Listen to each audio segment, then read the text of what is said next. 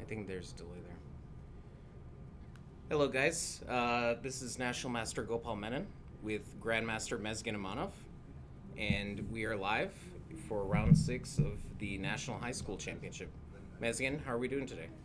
Hey guys, it's morning here, and we have our usual delay. For officially, it's supposed to be 13 minutes, but maybe we have a little bit more delay. Maybe they make some more announcements here because it's the last day, and so this is obviously for anti-cheating measures, and we're going to get our first move pretty soon. We still don't have any moves yet, but I think in the next minute or two we'll have our first moves. Should we talk about that thing? I think let's make sure at first, is this how they see us or they see it properly? Well, you don't have the full screen up. Here. That's why, right? Yeah. Okay, but they see us properly. Yeah, they should. Shall we? Yeah, go ahead. Cool.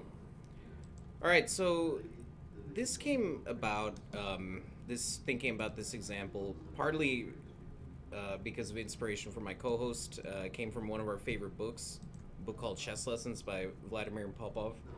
Not a very well-known player, but a very esteemed coach, trained the Kosintseva sisters, both grandmasters, I believe. Yeah. And what really struck me about this example was it came from the chapter of too much calculation. We saw yesterday a few examples that I don't know about you, how you feel about this, being a experienced, scholastic coach yourself. Do you feel like a lot of times younger players take more decisions based off concrete calculation rather than general chess principles, like us geriatrics might do? They probably calculate just raw moves without right fundamentals and deep position understanding. Yeah, exactly. And this example was quite striking because Tatiana Kosintseva, while not even close to approaching her peak strength at the time of this game, made a decision that was pretty surprising to me, and was, I guess, in her mind, justified by pure calculation. So Black played this move bishop a6. The last move obviously stops Black from castling. So anybody that's watching right now, here, go to the chat. Let's see how many people we have. Thanks, buddy. Anybody that's watching right now, feel free to just take some time, suggest a move. Yeah. Meanwhile, while they thinking, right, we should also see if they have some moves. Let's see. No moves yet, right? Okay, here we have some moves. So here we'll go to that in 1 second. But so if the bishop on a6 is the one piece that's stopping white from castling, knight e4 feels almost automatic, right? Knight e4, let's say queen e7, knight c5. And now the bishop cannot maintain its strong position. For instance, if bishop b5, a4, looks like wins the bishop. And white can very safely castle, probably as an edge due to the structure and a little bit better pieces. But in the game, Kosintseva played a move that is just shocking, sort of betraying these fundamentals that you're talking about. She played bishop d5, which she justified through concrete calculation, but it's so hard to play without the king in the center. Even if the king doesn't come under fire, which it will in this case, the rooks, playing without the rooks, it's just going to be really difficult. So probably thought maybe playing for some superior minor piece, maybe thought this diagonal was redundant. After d6, f4, queen f3, c5. Even here, on general principles, I feel like players like us geriatrics, we would play a move like king f2 for safety. But after she played queen f3 and after c5, the center is opening and the king was under quite a bit of pressure. So just something we wanted to talk about. I felt like it was an instructive moment that translated to a lot of sort of errors we were talking about yesterday. And you found this position at 4 a.m. in the morning? Yeah, exactly. Well, that's what you call preparation. That's the kind of dedication your commentators have to you guys. So you're welcome. All right. So we have our first moves, and this is round 6 at the K-12 nationals, and we have the moves. We have 2 players in the championship with a perfect score of 5 points out of 5, and Gus Huston plays with black pieces against Jason Wang, and they already have their Catalan opening that is started with d4, knight f6, c4, e6, knight f3, d5, g3, bishop e7, main line, bishop g2, castle. Yeah, now knight bd7, this closed treatment. Yeah. Very interesting. Like, c6 the other way to do it. I mean, knight bd7 does keep some options open. dc4 is like the line you'd see at the elite level. Queen c2, black often would play a6, aiming to solve the problem of this bishop. Mesgen, we talked about this book Under the Surface a little bit between us. I don't think we talked about it, but anybody that knows me very well knows I'm a big fan of that book. And there's a section on the pieces called The Policeman of the Chessboard. It's on the bishops. And so basically, he refers to the bishops as the policemen of the chessboard, using this position as one of the examples. So the strategic dilemma that black often faces in the Catalan: do you try to liberate your position with d takes c4, which would make this bishop happy? Or would you rather stay solid in the center, as Gus has done, but remain with slightly less space? Yeah. But again, it's not things are more complicated in practice, but this is the strategic idea. So after a6, which is just one of the possible moves, black could solve the problem of their light squared bishop like this, try to aim for c5, pretty normal.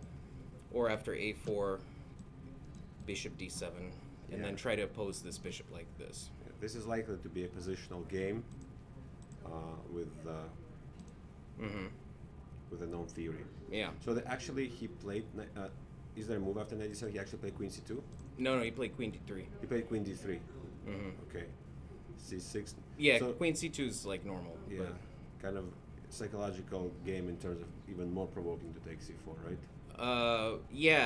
With maybe the knight's not so well placed here, because now we can't accomplish the same strategic goal, because let's say if here queen c2, prophylaxis against b5 because of b5 knight e5. So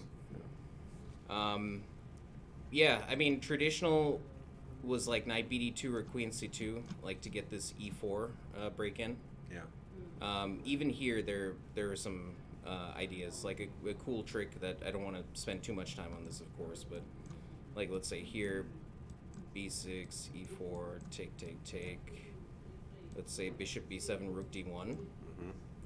There's a cute positional trap here. This is in my upcoming opening project, or book project on opening traps. So after bishop f4, black has some issues to equalize here. And after bishop d6, there's a must-know idea here. For white? Yeah, dude. Like c5? Yes, c5. And this might seem very surprising to some less experienced players. First of all, you cannot touch this pawn. Queen takes hangs the knight, and if knight takes, there's queen b4.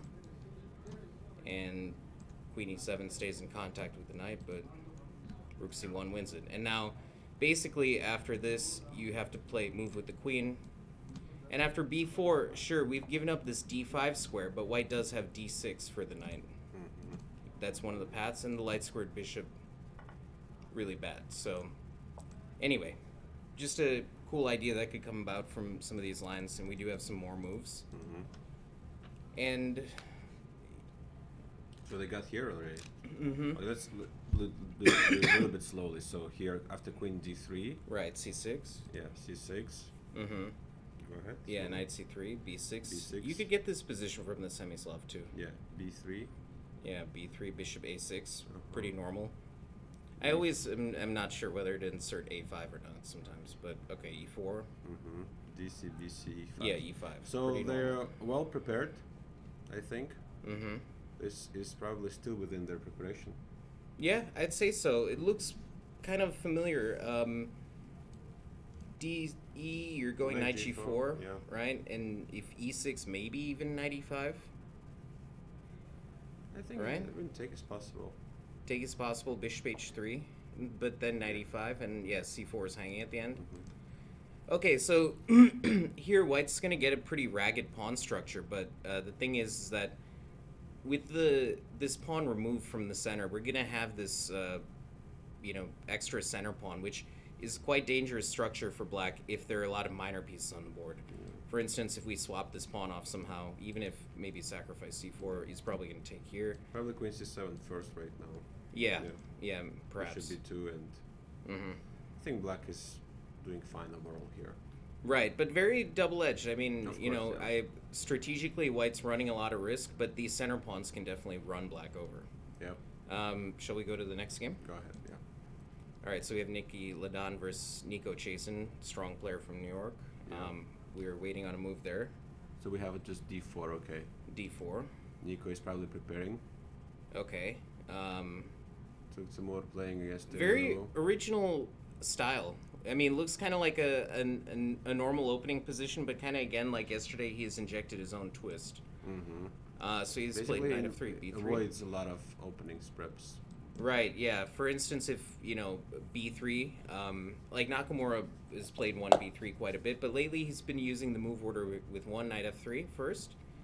If b3 immediately, this does allow e5, and there are quite a bit of interesting lines. Personally, my favorite is this variation, which offers a clear pawn sack. Mm-hmm.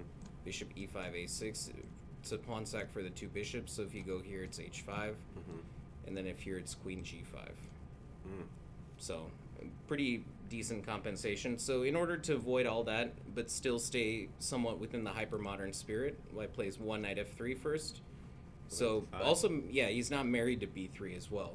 He could change his response accordingly. And Tuxtamore plays this very solid response to the King's Indian. I mean, were you ever a big King's Indian player yourself? Probably under, when I was like from 12 to 16. Mm-hmm. That's probably the time I was playing King's Indian. And then I switched to Slav. Okay. Semi-Slav, Semi-Slav. Slav, yes. All kind of Right. D5 Solid positions. guy. Solid, but still very dynamic. If It it's was you. actually influenced by Yuri Shulman because we were studying with him. I thought you were going to say you for a second, but... you, It's like- you I met like what? Yeah. At 23, something like this. Yes. Much later, yeah. But yeah, so yeah, Yuri Shulman was doing quite well with that. But, and, Yeah. funny you bring him up. He was a big King's Indian player too before. Of course. Yeah. And, personally as a King's Indian player, this is a little bit of an unpleasant system to face. Black's counterplay is not super obvious. Yeah. Well, this b5, it must be a preparation or what? Yeah, this is a known idea for sure. In some positions, yes. Yeah. I From- wouldn't play b5 in that position, like me personally, in that. Yeah, I'm just thinking. Yeah, is it here? Yeah, it is b5 here. And if knight e5, I think there is a move like de5 at some point. But yeah, it's It's something you wouldn't think on your own. Like it's Right, preparation. It has to be preparation because you're Mhm. just playing very quick and such a move. and after But b5, it looks like very quickly, or at least within a couple minutes, came Yes. knight h4. Mm-hmm. And then d5, which Mm-hmm. I don't know how I feel about that move. I mean, okay, you're trying to clamp down on c4. I don't know that you're going to really be successful in that. I mean, maybe c6 is more... Nothing about this makes much sense to me, actually. Yeah, it's c6 a4. c6, a4. Okay, Yeah. maybe... Yeah, but black clearly had an idea here against a4, which was probably to play b4. Yeah. Yeah, so it might be the same thing, but I could see what you're saying with the pawn not being so ideal on c6. d5.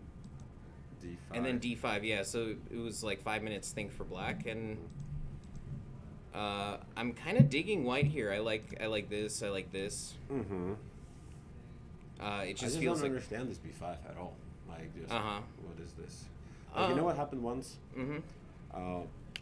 In a position where white goes in a similar structure, where white goes b4 to stop c5, I never liked the move, but I knew it's a move.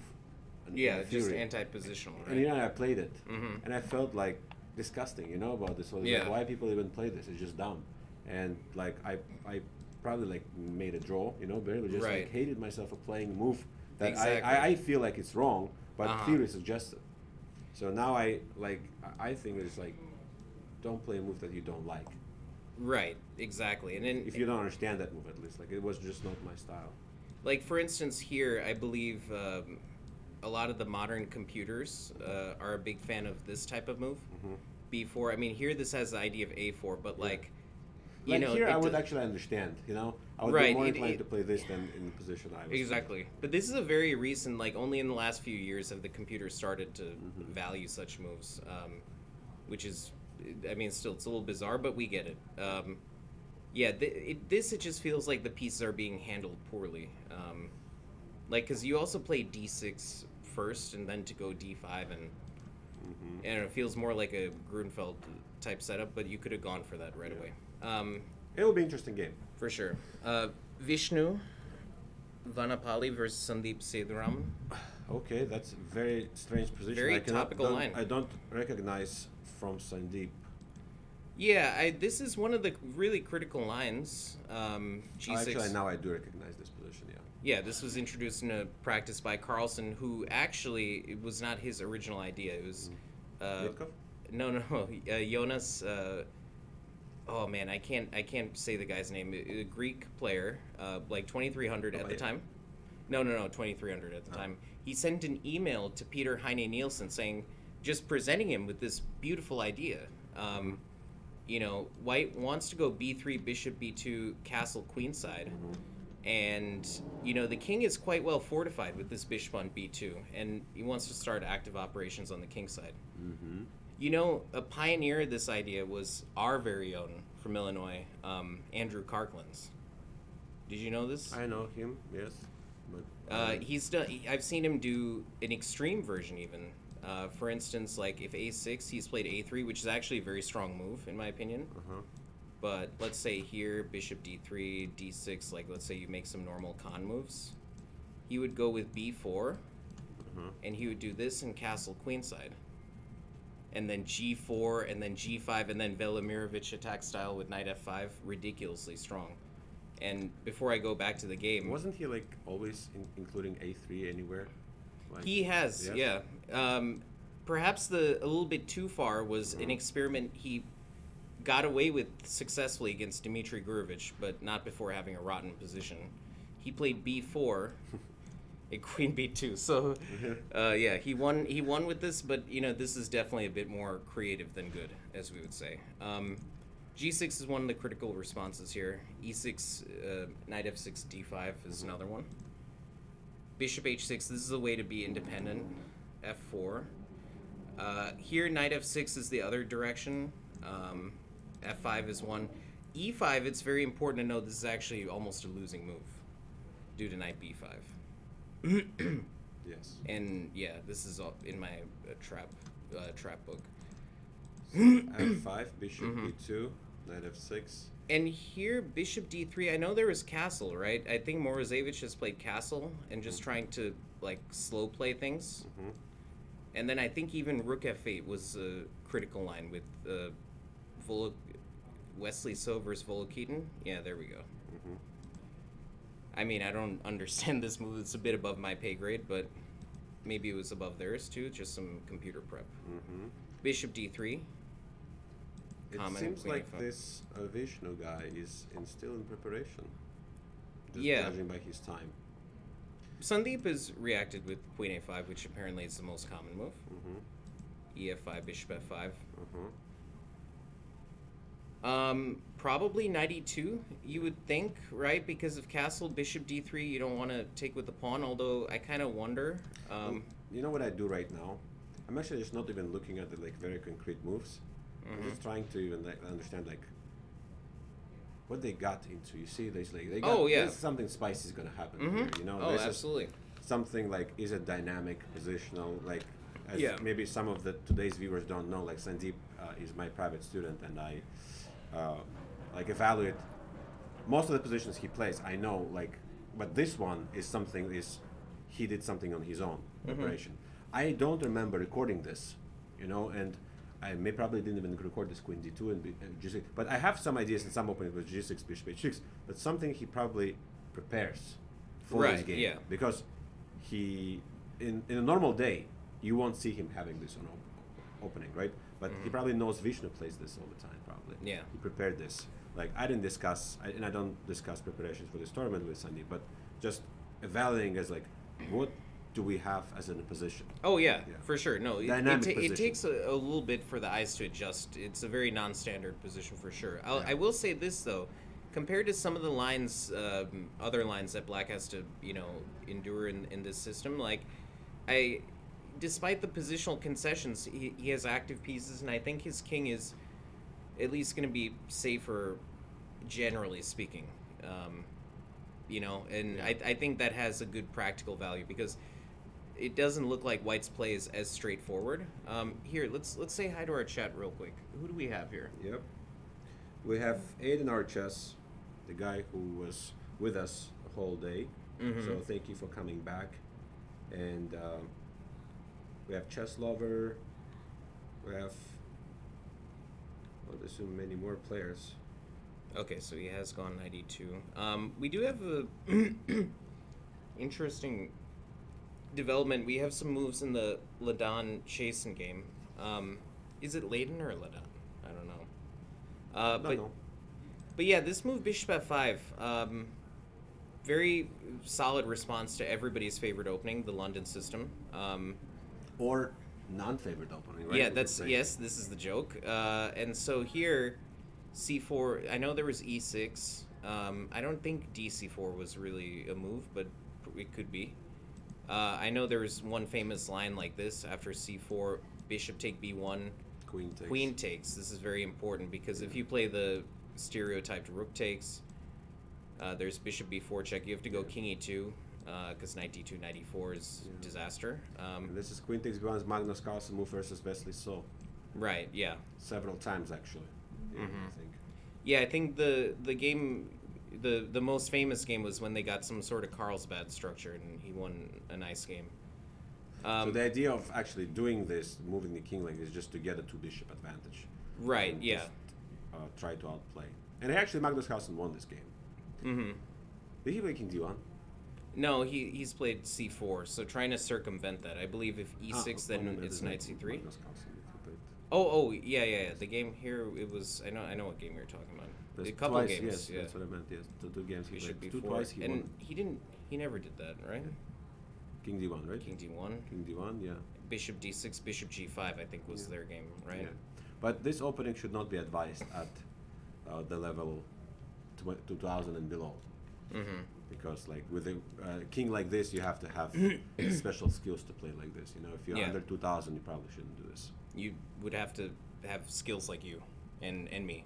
Yeah, like you have to be like a master level to understand like why your king is there on D1. And luckily for us, like we said, we're not in this tournament. Or luckily for the kids, rather. Yeah. E6 was played. Yeah, so Knight C3. He wants to save a tempo. Knight C3, yeah. Knight. Yeah, there is Queen B3, but a very common idea I think was Knight C6 here.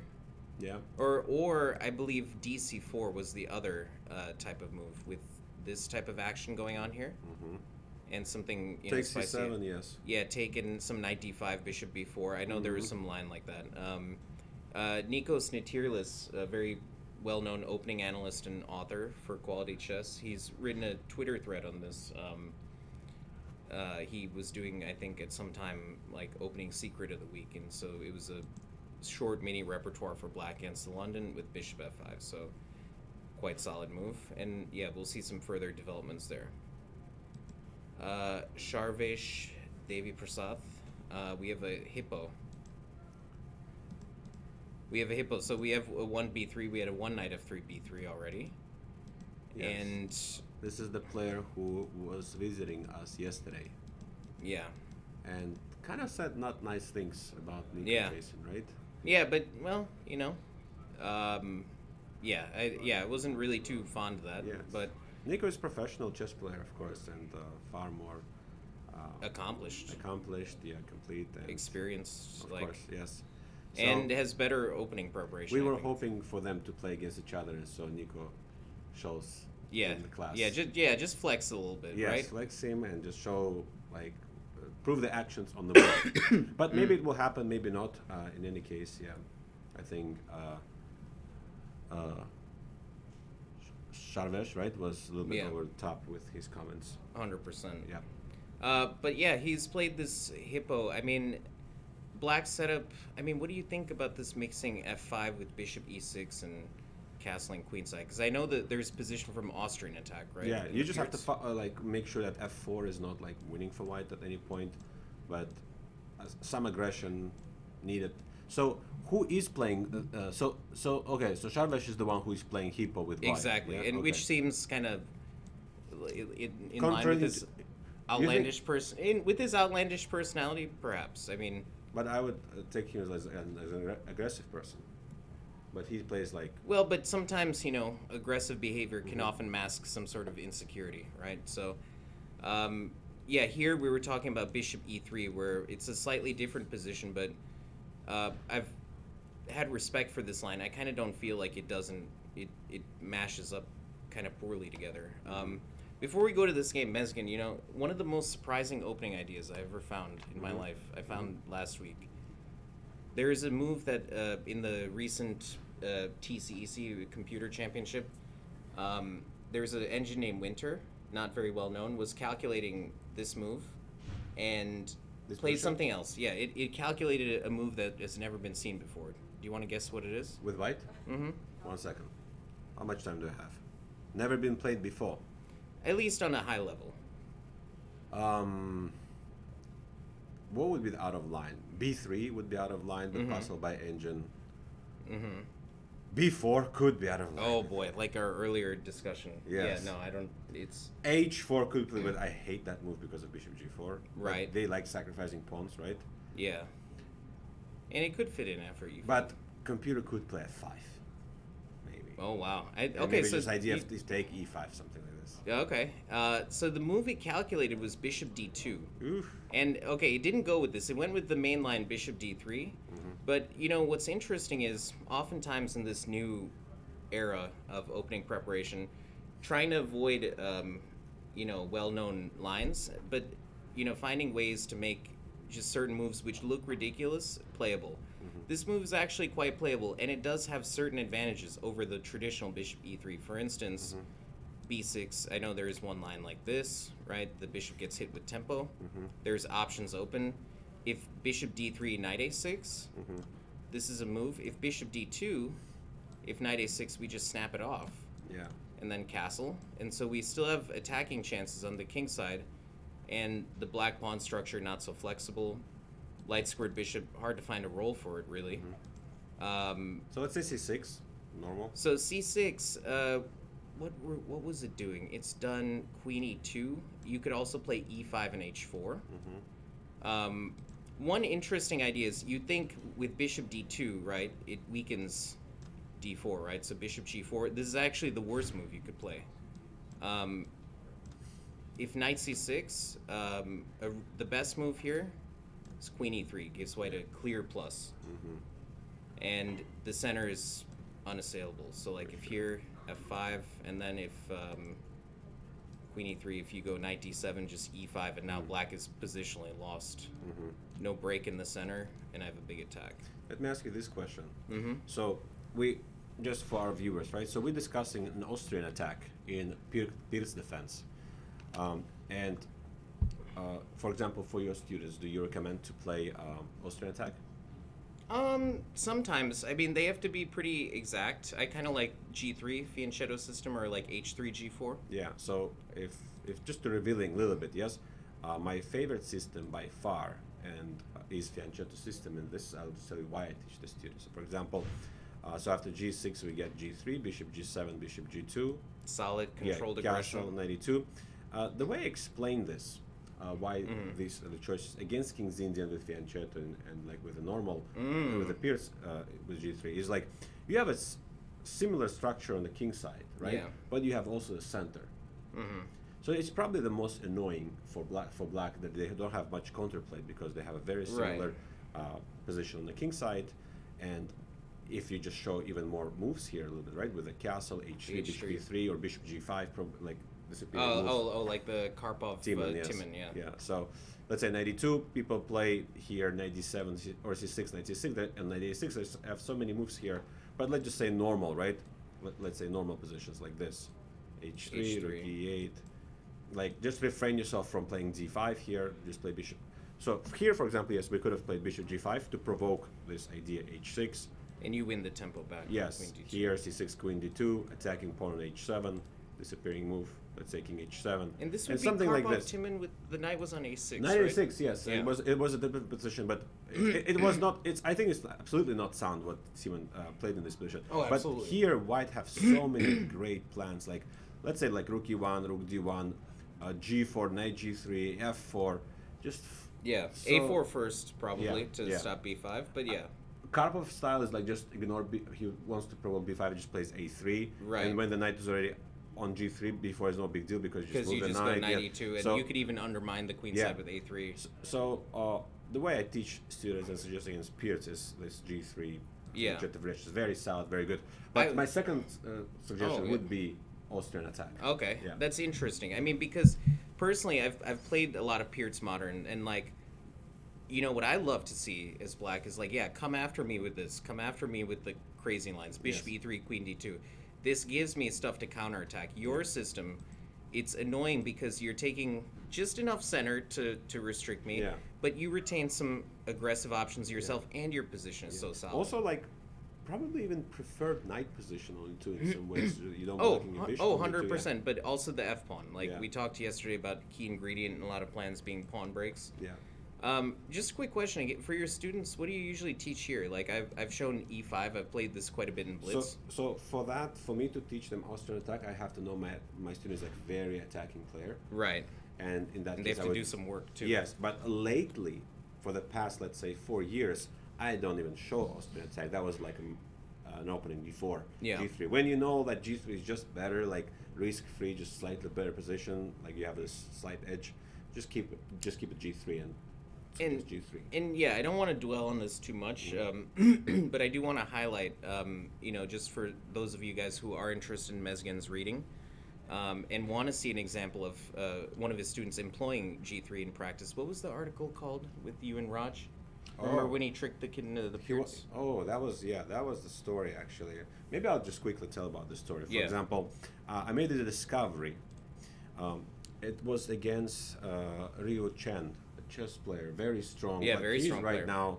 What his rating is right now? Yeah, he's like I am elect. Yeah, 2400 level, and I just recently found out about that his coach was always Avro. no, Rishad Babayev. Oh, actually oh, was really? His coach, yes, the whole time. And for the World Cadet, I was preparing a line against Rencho because what I realized he plays either Dragon or King's Indian. So you see the tendency, like he just wants to play with the G6 pawn, Knight F6, and Bishop G7 for his openings, right? Mm-hmm. And I was not happy to play D4 because Raj wasn't D4 player. Yeah, never. Right? Yes, just like occasionally, like super rare, yes. And with E4, I didn't want him to play against Dragon because Rencho had like way more. Oh, Rao Chen. Yeah, he had Yeah, experience. Rao Chen, yes, had way more experience in Dragon than Raj. And then like Plus nothing. less chance to just play chess, you know, and Yes, let Raj's yes. qualities And shine. then I just like out of nowhere, like the 2 hours before the round, I was like, wait, what if we just do this trick? Play D4, pretend that we play King's Indian, and then boom, G3. We're still pretending we're playing King's Indian, right? G6, Bishop, G2, Bishop, G7, and boom, all of a sudden we're playing Peertz now. And that's what Rao Chen never did. And he treated like playing it against King's Indian, and Right. he got like in a worse position eventually. Mhm. So this, and you know, like when they're under 8 years old, like this is all Oh yeah, for like kids, coaches tricks and any like, sort yeah. of small move order, Yes. like sophisticated. It looks Yes. like it's something, but it's like Yeah. it's not really. And the this is same something thing. like obvious right now when you see it, right? When you could trick someone who is a prominent King's Indian player, you can make them or play. experience. Yeah, you know? Peertz defense, which is kind of different because his pawn is not on C4. Like I think Smirin would just be laughing at us right now if Yeah. we think Yes. we when you tricked him, convert yeah. it into like under 8, 10 years old, Oh, these things are like absolutely. complete new. It's like shocking, and this is when they just learn it. And these ideas don't come. It didn't come to me right away. It just you have to understand that the player Yeah. will play. Is strictly looking for King's Indian in this position because if he plays. And if you see let's how say, habitual the guy is. yes, right? let's say if he plays moves D5, then the deal was like, well, now both of you don't have theory Yeah. analogy. You're just gonna play chess. And it's a normal, stable position with Yes, the just play fixed normal center. chess. Yeah, fixed center. At least he wouldn't be comfortable, nor you'll become. But you're both gonna be uncomfortable. And it's let's not say. like the direct active counterplay that one would get in the Dragon Yeah. and King's Indian. So Chat. Who knew this thing about d4 e4 just? so what was the article called? So the article called this for us, right? So this is a perfect triangle. The perfect triangle. The perfect triangle. Yes, you can find it on uschess.org. Yeah, if somebody could link that in the chat, that would be much appreciated. Yeah, that's. Yeah, how Yeah. did you remember that article? It's crazy. I know everything about you, buddy. Okay, let's see. Arthur Guo versus Rohit Guha. So Arthur had kind of a rough game yesterday, but right now I'm liking what he is doing, playing the advanced French, and I've always thought, personally, I've never, I know Queen B6 is like the most thematic for Black. I've always kind of liked Bishop D7. Yeah, just staying flexible. And here Arthur, like A3 is one of the main moves. Bishop D3, which has been given new life by this gambit idea. You know, I think it was Carlsen when he beat Hare Krishna that was giving this line quite a bit of popularity. But I want to give a shout out to Jesse Cry, my good friend. He did a video called "Easy System versus the French" on YouTube before or around the start of the pandemic, where he espoused this gambit, and it has taken off since. He was one of the first people, and before him, only Johnny Hector was playing that. Is it sound? Absolutely, 100%. This is like the main line now, and that's the thing with this. Here, if you try to go into that same line, DC5 is good. It's good for white, known since times of Nimzovich. But you could play CD4, and now Queen B6. So now white's forced to gambit the pawn in slightly worse version, because yeah, you don't. If black were to accept the gambit here, you get Knight C3, free development. Even BC3 sometimes not so bad. I know the player who would disagree with JC Cry on this. International Master Kostya Kalutsky. Well, I don't. Does he still play the French? I think he's No, Amanov no, no. player. It's a joke. You know, they poking each other on every single moment they have. Oh. They're good friends. They just teasing each other with stuff. I only every have time. I only have time to study all the details of your life, not theirs. But yeah, Bishop E2 is what he played. This is I really like this move. This is kind of I think I noticed it first when Vasif Durarbelli was playing it, and one of the key points, like Knight E7 may be a little bit safer, but this is quite principled, threatening Knight F5. White is this very interesting gambit. And then if here there is Knight BD2. And this offers a second pawn, but there's also the move that got my attention for this line was the shocking move, Knight C3. Wow.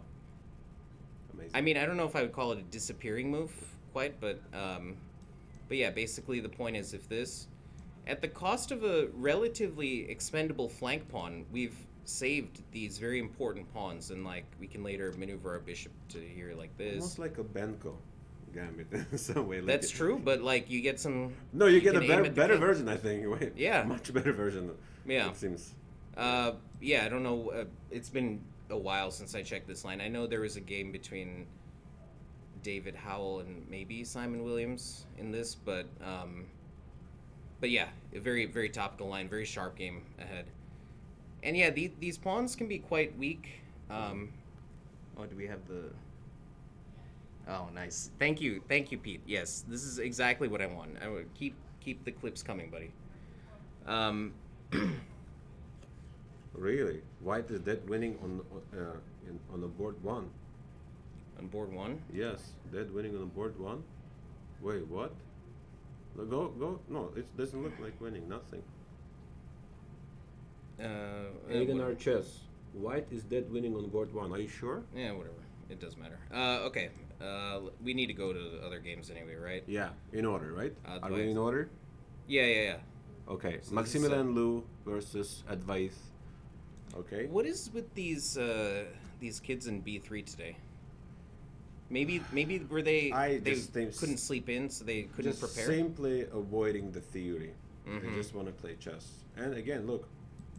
Yeah, Bishop D6. I like this quite a bit. I like it a bit more when White has played E3. Like for instance here, like let's say if white goes for this Zukertort style approach, bishop d3, b6. Maybe it influenced by transposed to Nakamura. He plays this too much in blitz. Oh, for sure. But yeah, this is the type of position I'm talking about.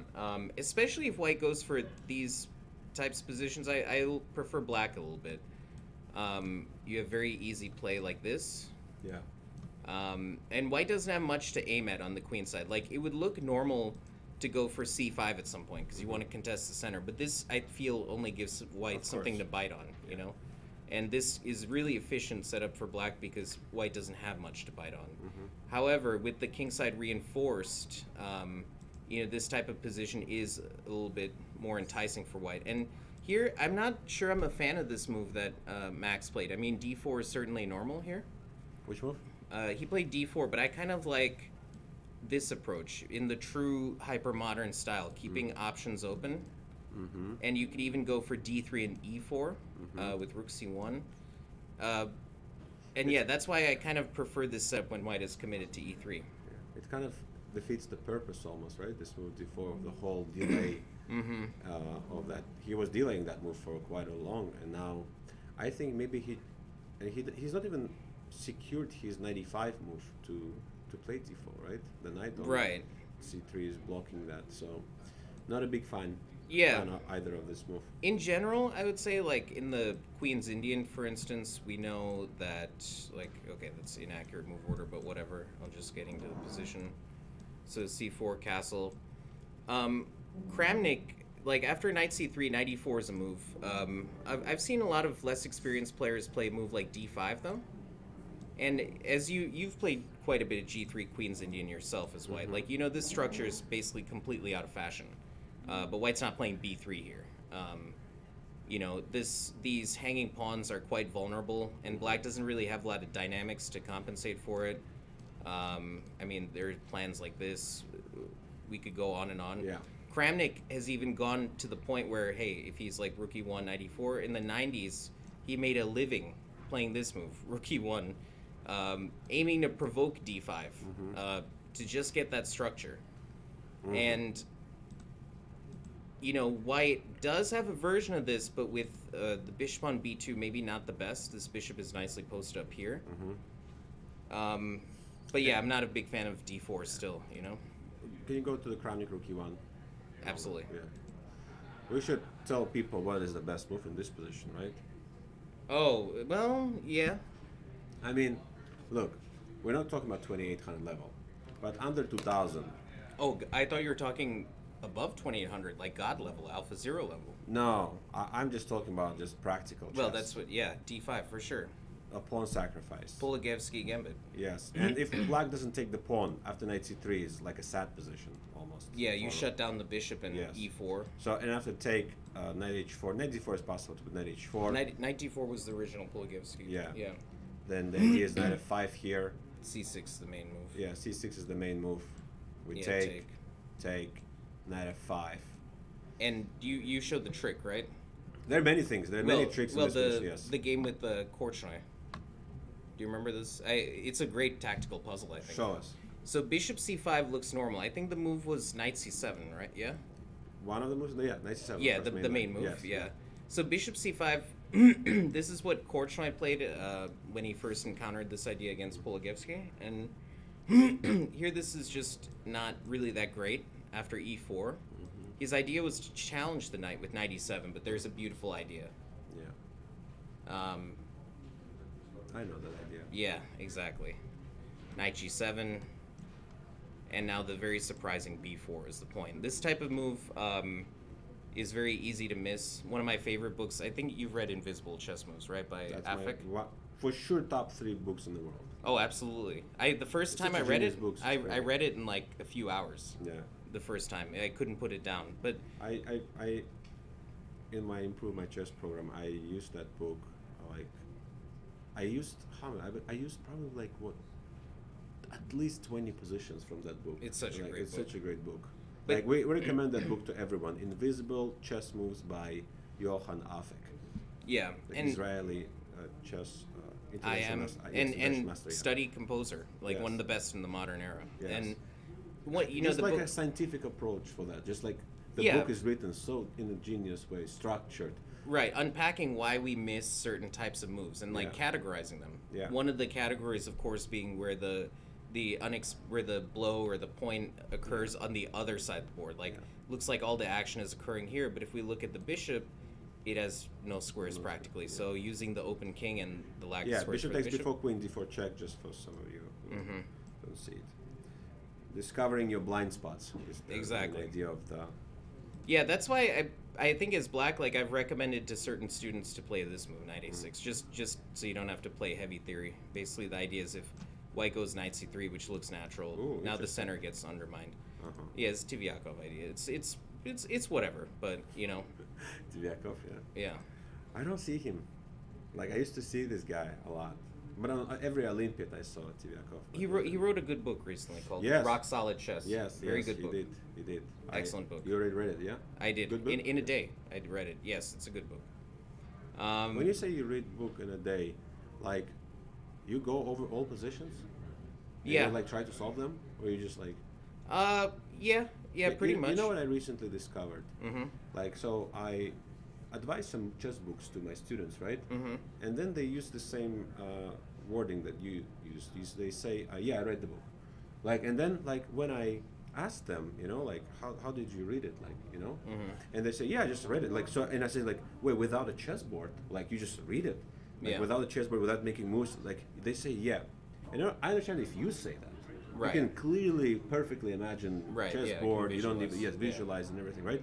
But I wouldn't want my students to, like, they're not that strong. Oh, absolutely. The last student who said it was like, okay, 2200, but still, I Even would, then, they even should. then, because I never did it like this. Like I We're, wanted. well, yeah, we're experienced guys, but we have had experience doing what you're saying. Yeah, You know.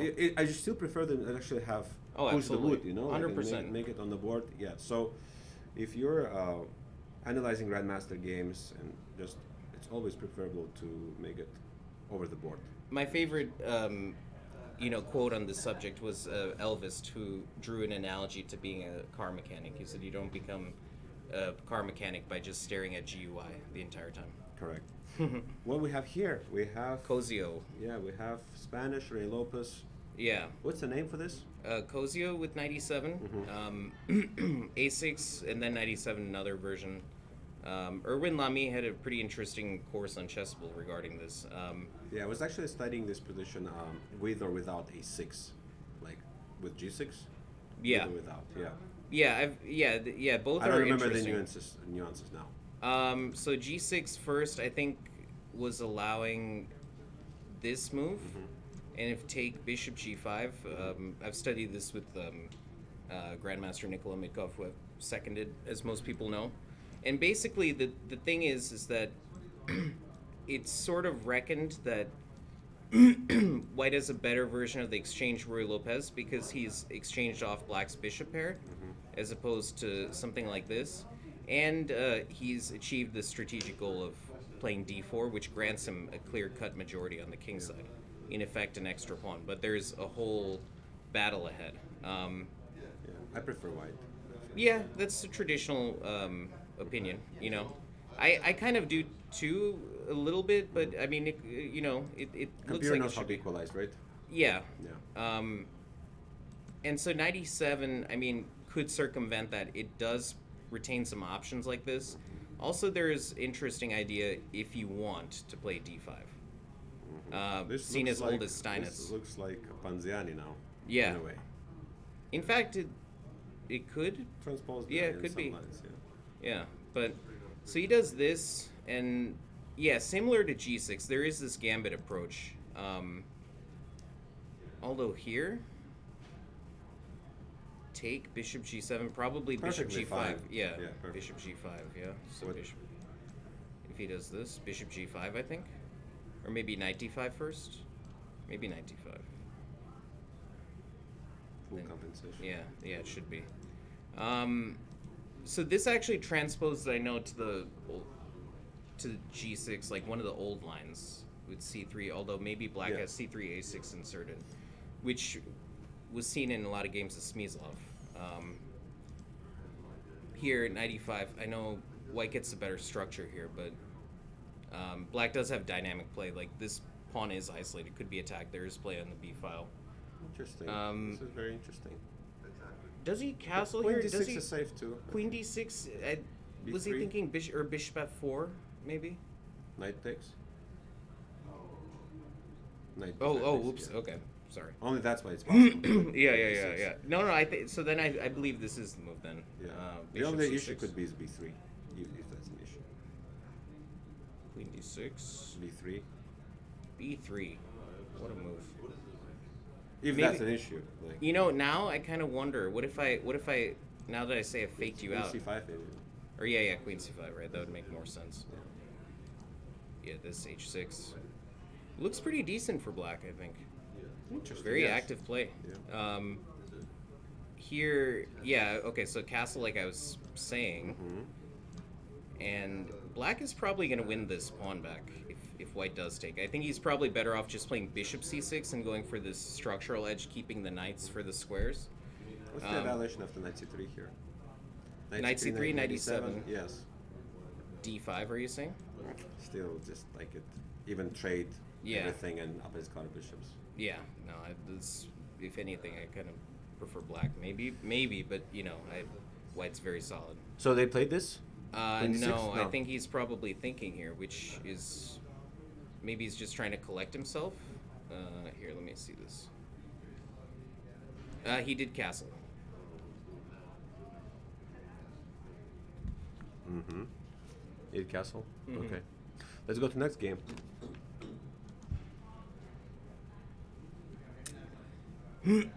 Oh man, I don't know anything about this opening. What, The Rogozin? Yeah. Bishop g5. Yeah, one of the main lines. h6 could be played. dc4 does transpose or attempt to transpose to the Vienna variation, one of the sharpest ways to interpret the Queen's Gambit decline. Yes. That move dc4 after, which was possible after the game. B5. Yeah, there is b5, right? The main line. It was in. I saw that in a course once. But yeah, this was like the traditional Vienna variation move. Bishop c4 is a very annoying gambit that I know you. I've seen you smash somebody with this. I won games and I lost game, and I actually remember the game I lost against Julio Sodora with White. I sacrificed pawn like this, and I just almost gambled that I didn't know what I was doing. But later on, I won some games with this. Right. Yeah. No, I remember just seeing you smash somebody in some miniature. There's actually a really interesting move here, c5. You can get this position like here if d4, d5, c4, e6, 3, knight c3, then dc4, kind of underrated line that Igor Lisi has played. Mm-hmm. One of the really interesting points, and it's a novelty that was discovered by a friend of mine, Andrew Liu from Boston, or is he Boston? Yeah, definitely Massachusetts. He showed me after d5, we were looking at a Queen's Gambit accepted line. So this is a piece sack that has been seen since the 80s, but it's no good. Here, White has knight g5, taken g3. The position is lost. Doesn't look good at all. But there is a shocking idea in the form of bishop e6 here. And if take, knight c6. And Black is actually much better placed than in the previous version. Mm-hmm. What is the objective evaluation of this? So, I don't know what the latest versions of Leela were saying, but it was giving like maybe plus 0.10 to plus 0.15. Stockfish will probably say plus 0.9 or 0.7. It's It'll come enthusiasm. down. It will come down. It will Yeah, come see, down. you saw the flash, right, of 0.7. Yeah. Yeah, see, there you go. But, that's really not too much of an edge. Yeah. Maybe White could retain some plus, but you have to go very deep. But it's a very interesting idea. For sure. Bishop g5, h6 is also the other independent Rogozin move. Knight bd7, this is more the old school line. Yeah. And after queen c2, it's cd5 first? Yeah, Black played c5. So we actually go to, one of the oldest lines of the Rogozin, which you could get even after move 4. Mm-hmm. Instead of bishop b4 playing knight bd7. h6, bishop h4, c4. If bishop f5, I think that we've seen this position without I played this position for sure with white, and with bishop f5 included. I had the position. And with queen a5, I think this was the move though, right? Castle c4, bishop f5. Yeah, and I had this position as well. G6. I just never. If you click the Oh, book, right, can you yeah. just out of the Rook e8, yeah, knight Yeah. d2. yeah, I had this position here too. Yeah, no, 100%. Yeah, this is like one of the main lines. Yeah. And here, actually, one of my students, he ran like a big cloud engine, and he showed me this rare move that's actually black's best. So g6 is the best, or I'm sorry, the most common rather. Driving away this bishop basically for bishop c3, knight e4. Black wants to trade these bishops to get a light squared bind. But what we have to understand is that, sometimes white wants b3 to try to open the queen side, or at least to prevent some sort of expansion by black. So he told me the move queen a6 was the best move, and after deep analysis, and this move has been played by Sigurov, I believe. Yeah, a few times, and we see some correspondence activity here, which, I recognize these games. So definitely a sign of quality. And yeah, you could play both moves. I think bishop c3 the most thematic. Just because you can play a certain move doesn't mean you should. And yeah, also the other point at queen a6 is you prepare this move because this exchange of bishops is desirable. And now you stop bishop f6. When your queen was on a5, there was no chance really to do that. So basically, it's the main idea for black to defend knight on f6. absolutely, yeah. And yeah, also too, you kind of get out of the way of b5, a4, and there is one line like that. But So what happened in the game? in the game was this. So c4 bishop. Apparently, okay, I do know this game, Vanweli Mamedyarov. The first book I ever read on the Rogozin was a book by Vladimir Barsky called the Rogozin Complex, and I believe this was the game that was quoted. Too bad I can't insert it because it's a study. But So what happened? This is the live position, right? After bishop f5. Okay. What do we have next? all right, Jack Levine. Jack Levine versus. Nicholas Alejandro de la Colina. Oh. So this is one of those really annoying systems I always hated playing against when I played the modern, because like I said, I like when white attacks me. I like it when they come for me. I like when they build that broad center. Like, come a little closer, buddy. Yeah. And then, this just takes enough and really restricts the black options. E6 is one move. Knight f6 is another move, but queen e2 still retaining options for c3 and also e5. Very annoying. E6 going for some sort of hippo. It's possible, but as the computers get stronger and stronger, I just feel the days are numbered. A lot of these versions, it's so hard to play like this, I kind of dig this move, sort of tempting black to go for a6, because a6 b5 doesn't really do too much. You could undermine with a4, maybe even, probably not c4, but it's just flexible. You also retain options like this. Even keeping the king in the center could give you maybe some temptation for h4, but castling totally fine. And so far we have this position. I don't know if I'm digging bishop f4 though. I don't know if I really care for queen d2, to be honest. I like the idea of being able to put my bishop on e3, queen d2. I also after actually like the something like idea this. not to castle too early. Right, yeah. Because h4, h5 looks very strong. Yeah, this is Retti's principle was always look for a more useful move instead of castling. Yeah. So that could be anything. That could be, developing a piece, prioritizing gaining space, or, I mean, especially e6 was played, so when you play h4, there's no bishop the g4 dark move. squares, right? Yeah, no bishop g4 you, and if they play h5, the dark square is extremely weak. So, yeah, why rush with a castle? Yeah, absolutely. h4 just looks so strong here. Yeah, for sure. I kind of like bishop b3, though. The other point, too, is to get out of the way Yeah, of of course, d5. just the bishop b3, just maybe give them another knight move to e7 and then play h4. Right, yeah, knight e7, h4. So also no knight f6 even to worry about. And after h5, bishop g5, there are some problems to solve. Right, yeah, exactly. Of a permanent nature. But the one thing I was saying was, even if white were to castle, let's say we were to do something like this, Here, b6 in the style of the player with black, bishop b7, knight f1. I like this. This development just feels a bit more harmonious. Oftentimes, like I know white developed the bishop to f4. I know there is an idea like e5, maybe the d4 square is a touch more sensitive, but this is kind of like a nice Ruy Lopez type position. Yes, black will play c5, he'll play c3, and eventually play bishop h6 and try to checkmate. Yeah. Yeah, I remember I lost really badly one blitz game to Izoria. In this game, and he beat me so easily too. And I thought I was outsmarting him, like playing this hippo. What's he gonna do? And he checkmated me exactly like what you were saying. I was just thinking, man, what am I doing with my life? You know. I should have played. I should have played what you recommended in your course instead. All right, knight bd2. We'll move on to different game. Yep. Yeah, and also what? too, I don't like this bishop, this b5. Wait, what? Donald Johnson, wow. What? What's happening here? It's a pure endgame. Uh-huh. Najdorf, bishop e2. Do you know anything about this opening, or? Of course. Oh, okay. So I play Najdorf. No, I know this is a joke. This is a joke.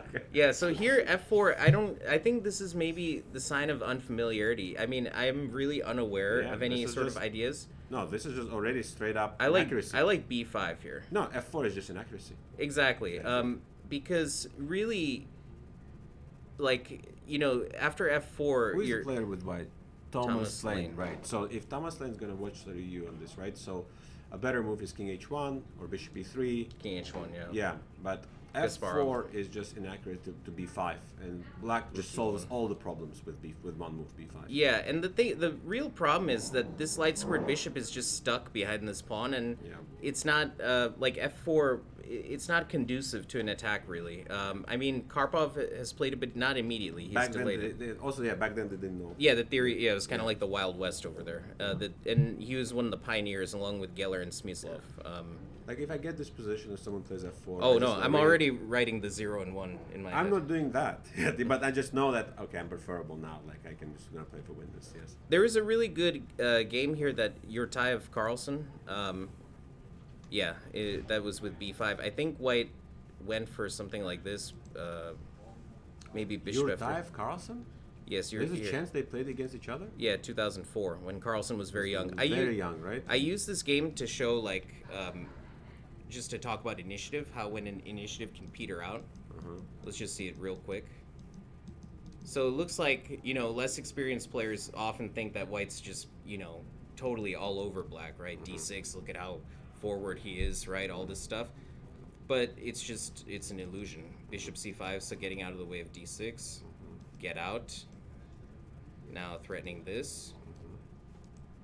Bishop d3, knight d7. Now the extra center pawn really tells. And when the smoke is cleared, I mean, white's not able to make further threats, and positionally they're so compromised. Yeah, 2004. Already back then shows. Yeah. Understanding. And look at how powerful he plays. Bishop e2, e3. Wow. So yeah, if you take everything's calculated. Exactly. In advance. Oof. Just nasty. Oi. Oi, oi, oi. Yeah, good game. beautiful, right? So let's see what's played here. So knight bd7 should be okay. b5, bishop f3. Black is so preferable. Yeah, and yeah, even rook c8, right? Yeah. No need for that move yet. But still, quite. This looks pretty good. Well, okay. And did he miss fe5, bishop a6? Was he trying to clear the square d4 for his knight? Hard to say. Maybe he forgot about en passant. Bishop a6, c4. Oh, no. Yeah, maybe. Yeah. Yeah, and okay, I mean, there's not really much to discuss here. This game over. Knight just goes to c6, but it's just knight on e5. Yeah, we probably will be resignation. So who is this again? Thomas Lane, Donald Johnson. The guy who, how did he do yesterday? He drew the game? Here, we can see that real quick. But we were following his game closely. Right there.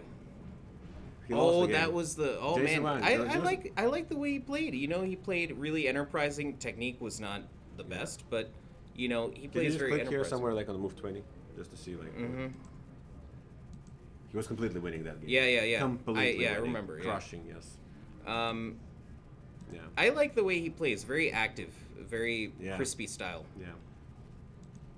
Yeah. Okay, let's see. So, and here we have your guy, our guy. I like this guy. Yeah, he came this morning just to say hi. So someone must have told him about that. We're liking his style. So he's playing what color? He's playing black. And he's yeah. playing Sicilian. Right. But he played e5 without a6 basically. So can we go back? So he plays what? The classical Sicilian. So classical Sicilian bishop e2 e5 is sound.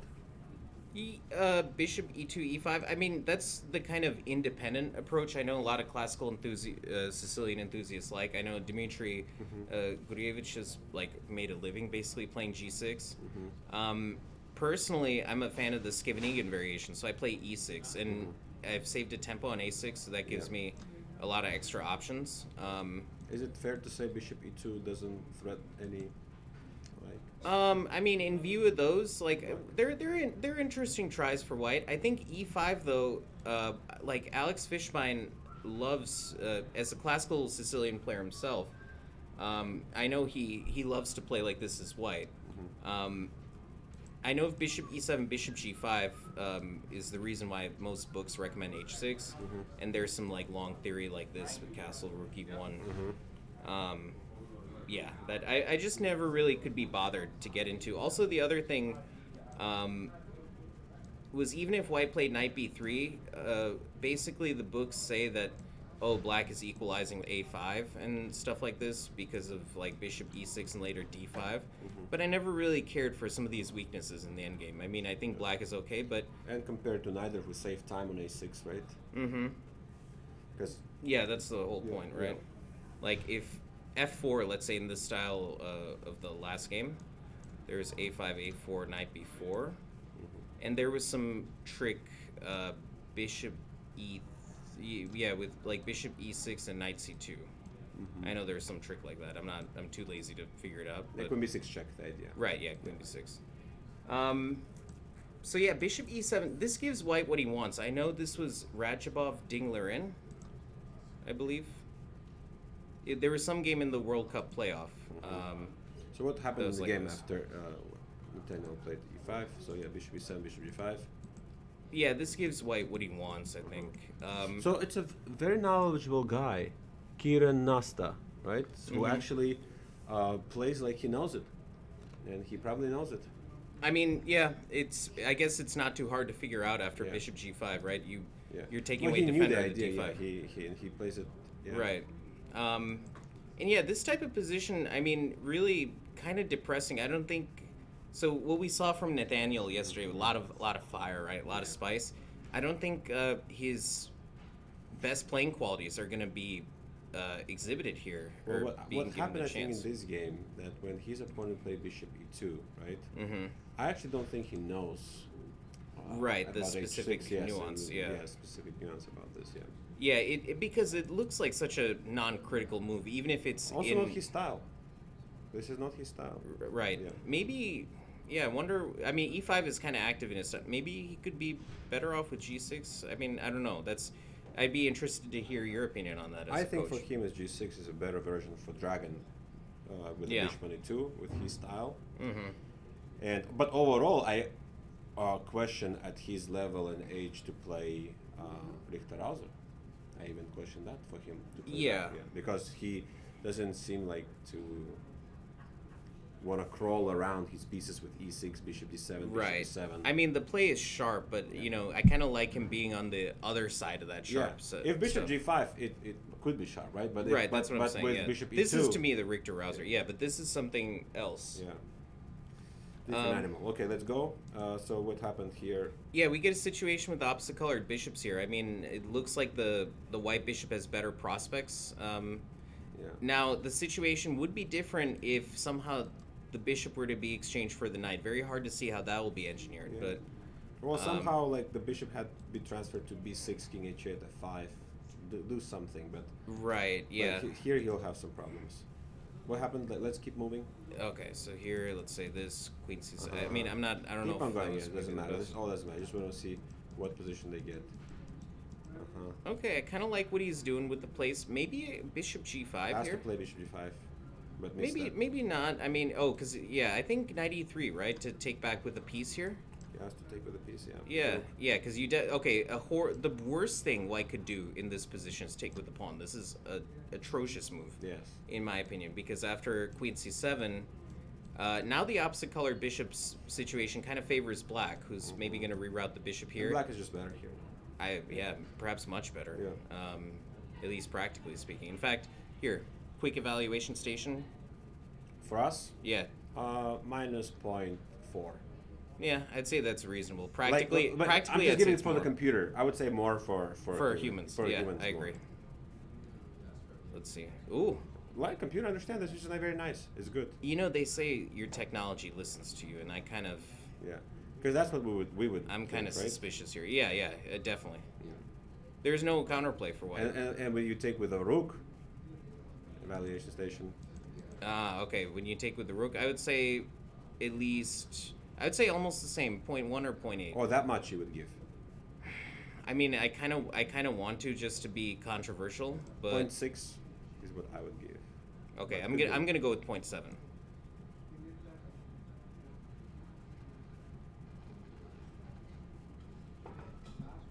Yeah. All right, here. Let's check the chat. We haven't. Sorry, guys. Yeah. We're like really engrossed in these games. I don't mean to leave you guys. You know, I don't mean to treat you guys like my ex-wife. So okay, let's take a look. U.S. chess. Okay, cool. All right. Let's see this. Oh, Mesgen. This is a line you know a little something about. Although here I believe you recommend Queen B6 in your course, right? I did, yeah.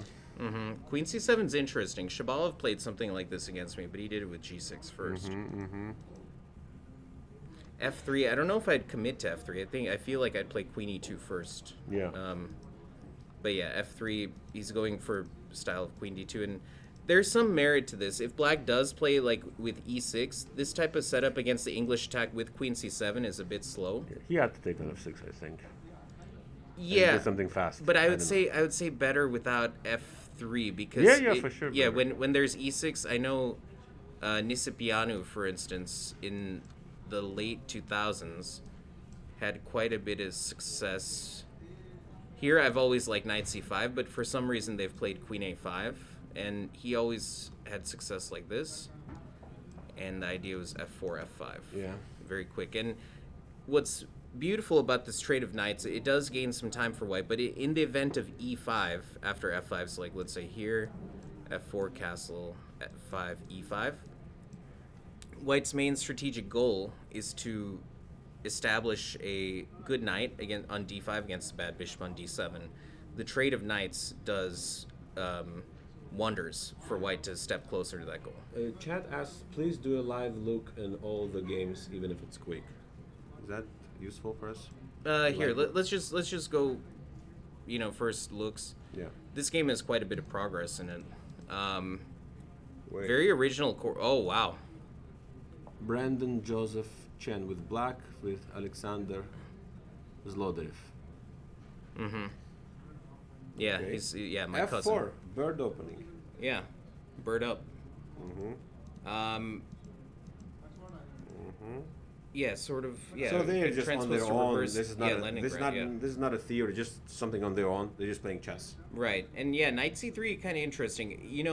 One line I've never really explored for black in the proper Leningrad Dutch, but I've always had an affinity for it just from a aesthetics point of view was E3. Do you know what that structure is called? What the structure is called? Yeah. Looks like some animal. It does have something to do with nature.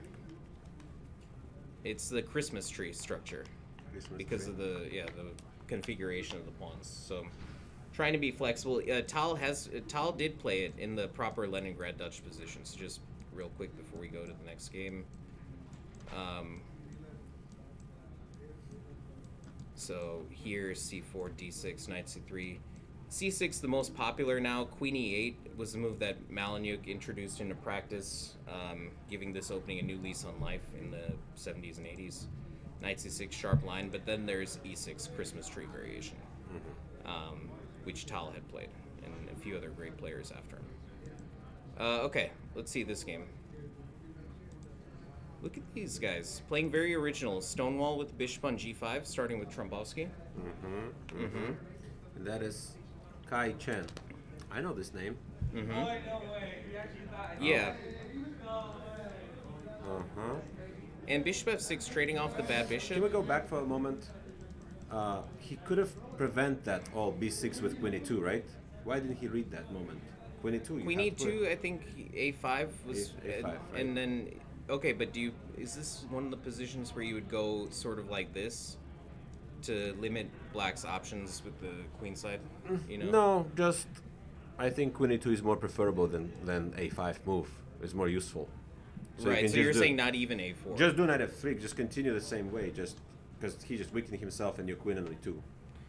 Yeah, I kind of wonder also because, you know, maybe can we play bishop c2 even with this idea?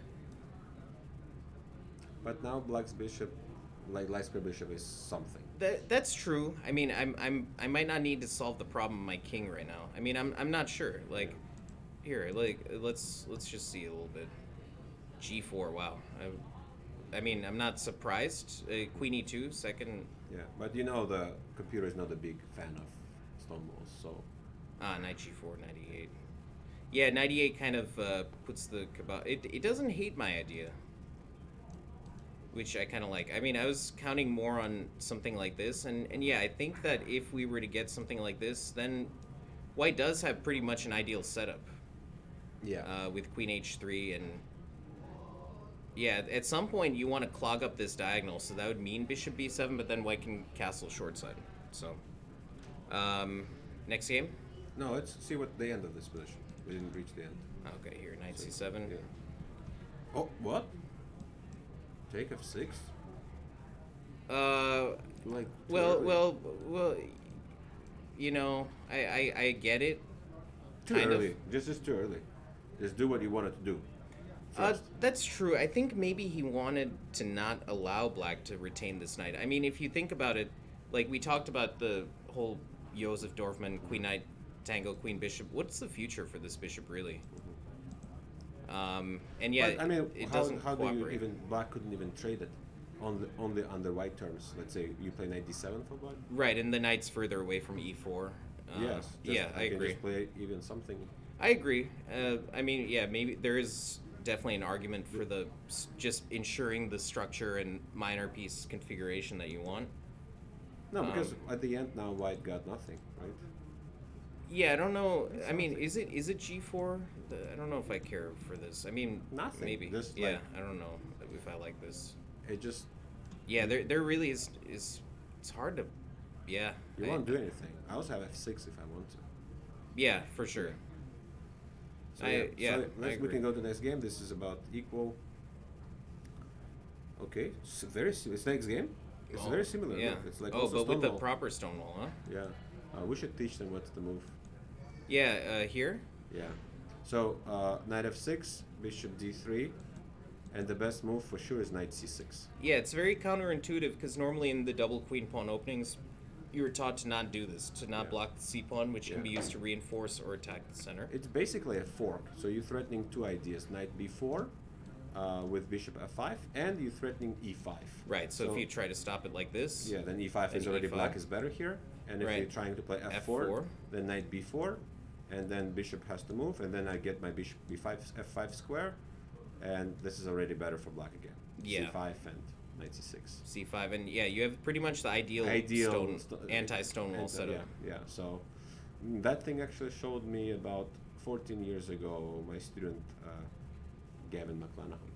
Mm. And He John showed that Beach. to you. Yeah, they both showed it to me. Oh, They wow. both knew it somehow, and it was like 14 years ago. The year was 2008 or 2009. That long time ago, I've seen this idea, and it's just best.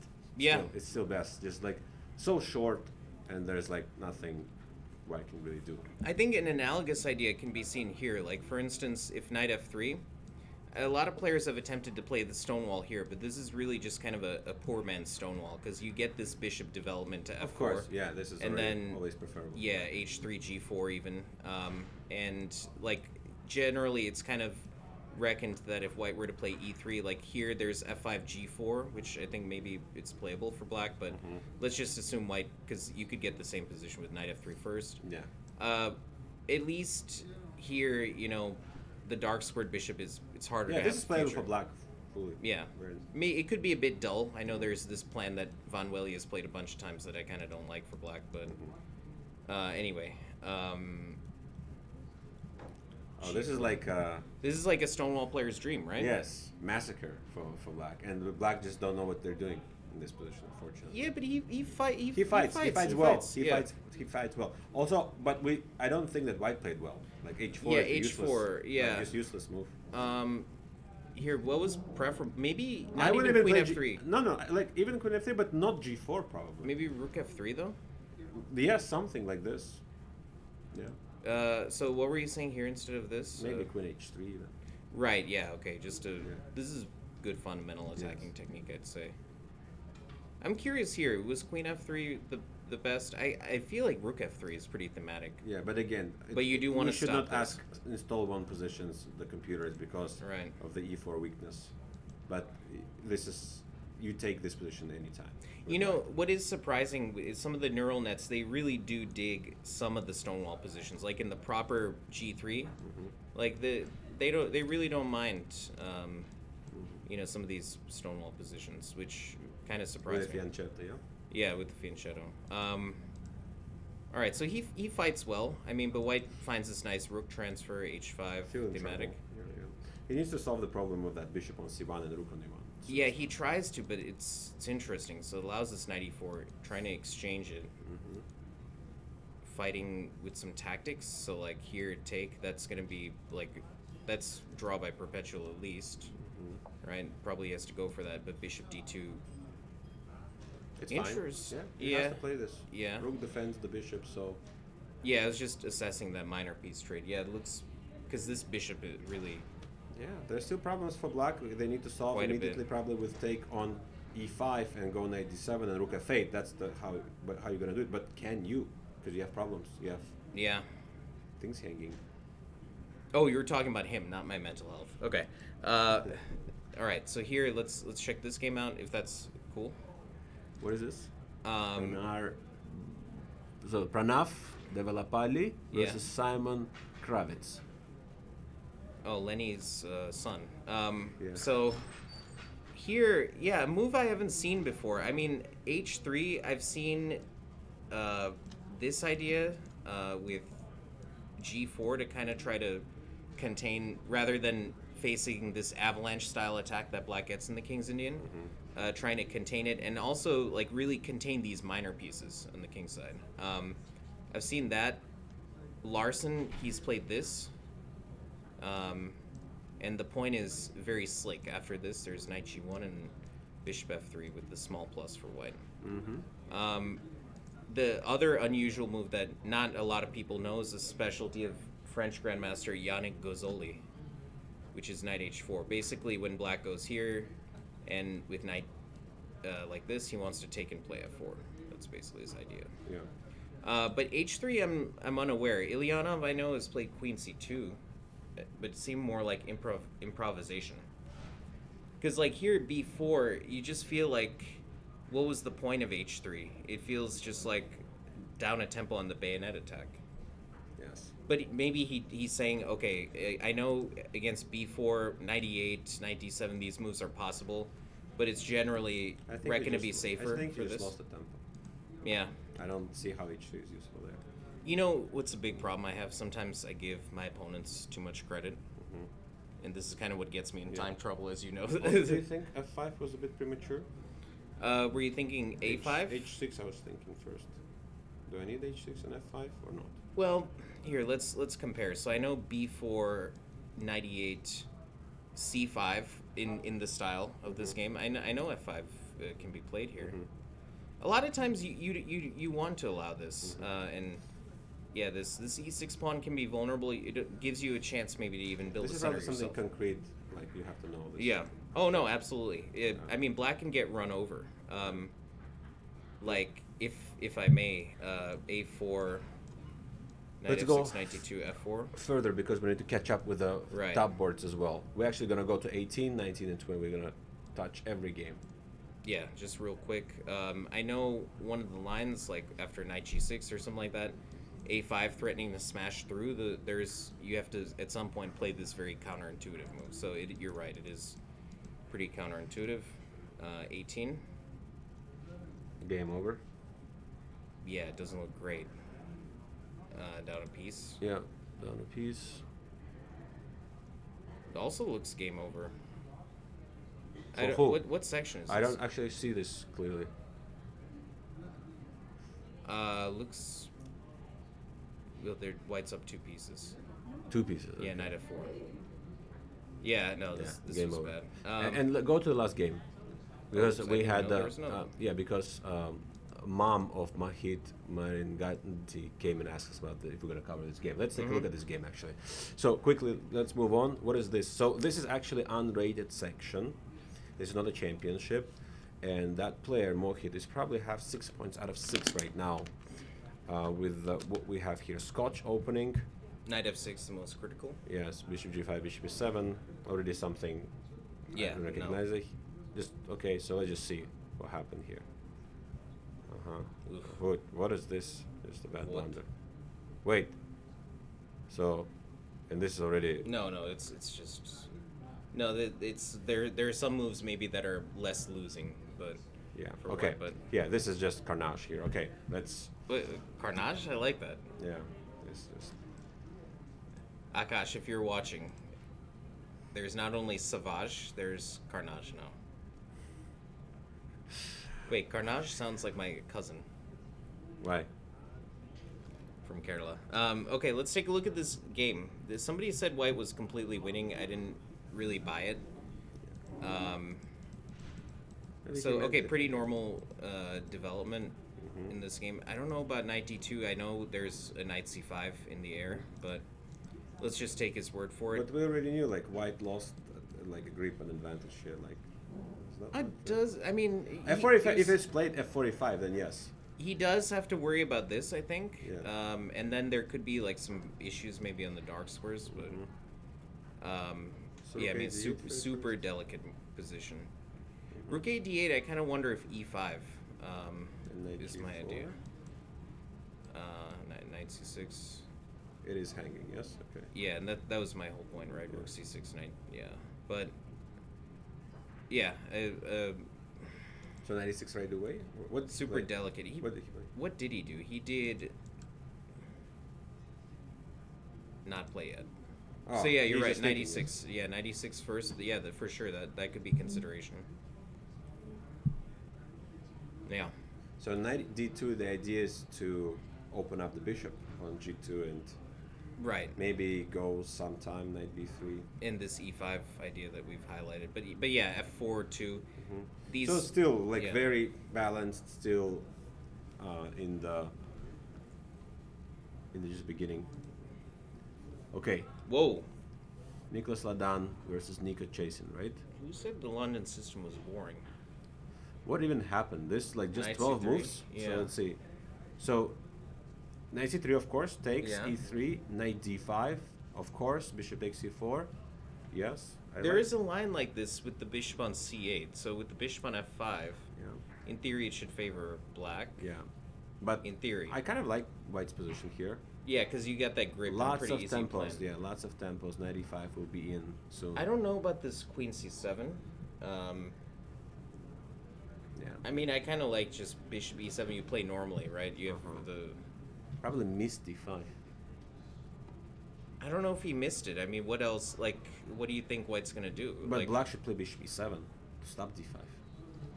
That's true. Maybe he wanted to save some tempo, Yeah. like because he's going with queen c7 long castle, so he wants. I to be think queen efficient. c7, g3, bishop e7. He thought was gonna happen, but I think he just missed d5 because now he's just like, look, he has to solve all. He has to play this position. Yeah, it doesn't look appealing No, to be honest. But no. It doesn't look good at all. Like hmm he blundered. It's over. Like d5 was blundered in my opinion. Like bishop e7 is the move.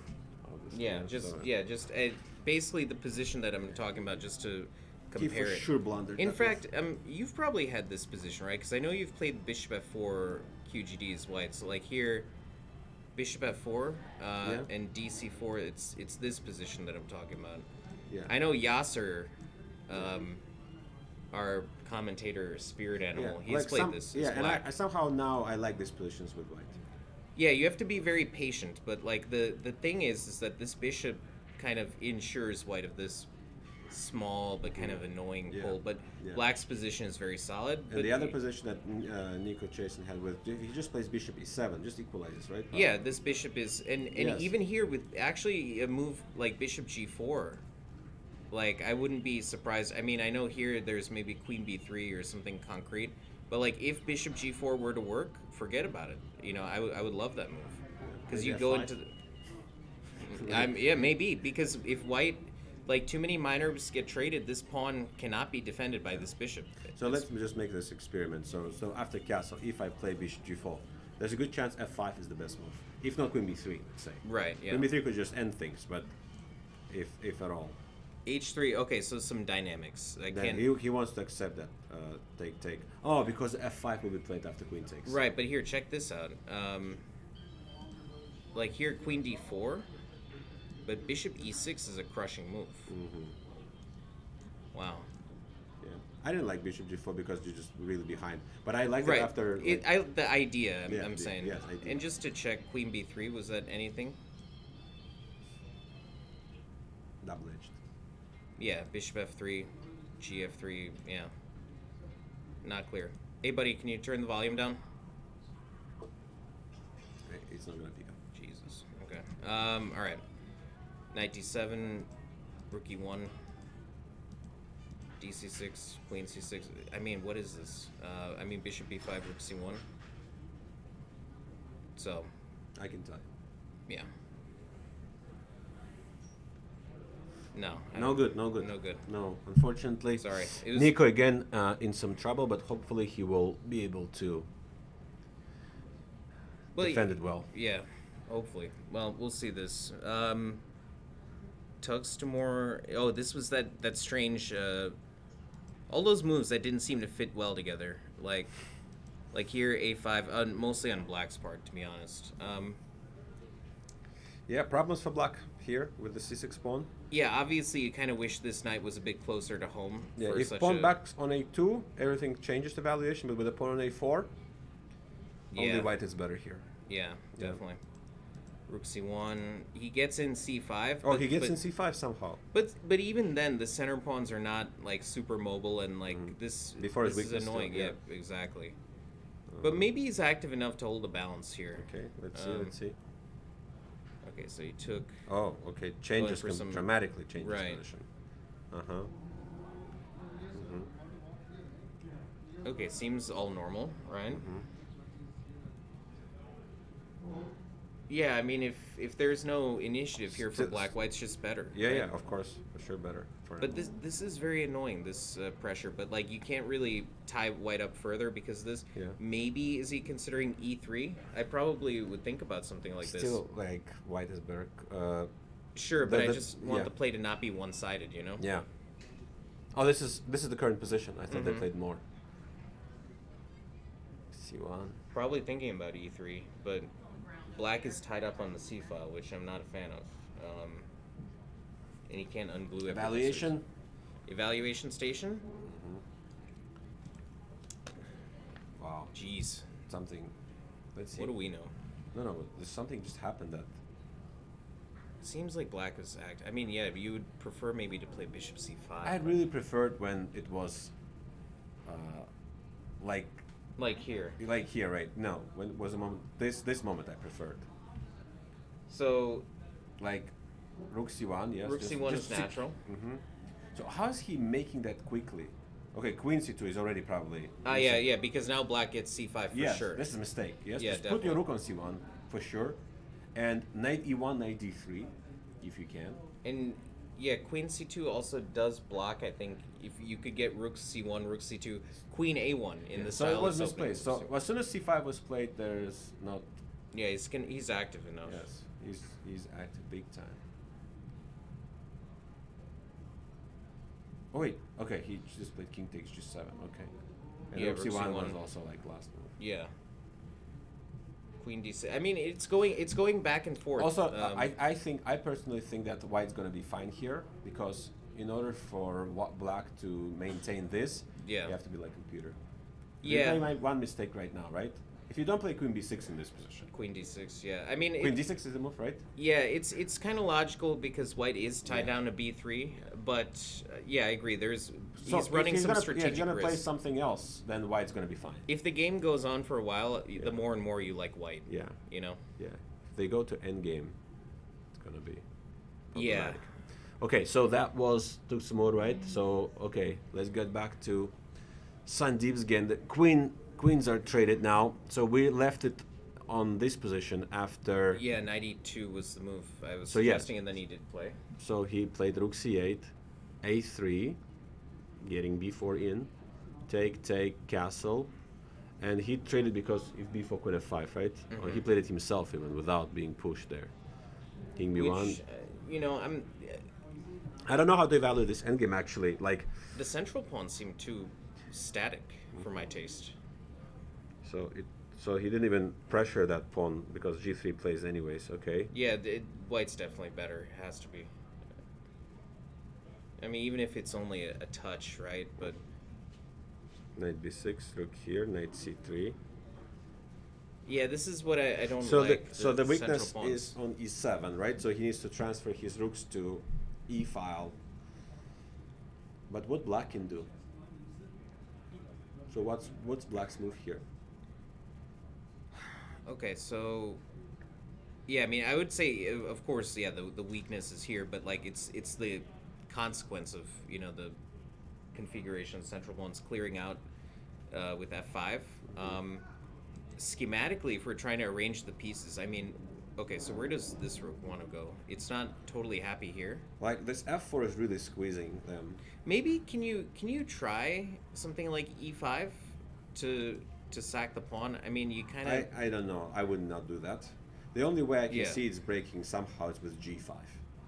Yeah, now I kind of Prepare that's that an move idea somehow, I dig. yes. But see, the problem is only the e pawn can go forward, and even then, the d pawn is still Yeah, if it's a problem. that should be untouched. Yeah, should be untouched. and so that probably means black has some issues because there's no weakness to target. So anyway, if we were to think about an arrangement for black's pieces, I mean, where are these rooks supposed to go? Maybe here, but I mean, yeah, white's not maybe Not thrilled to that play not h4. that pleasant. Not that pleasant. Yeah. Who is he playing? Vishnu on a par. What's his rating? Vishnu. And let's look at the evaluation of this position. What do you guess? I guess like 0.5, 0.6.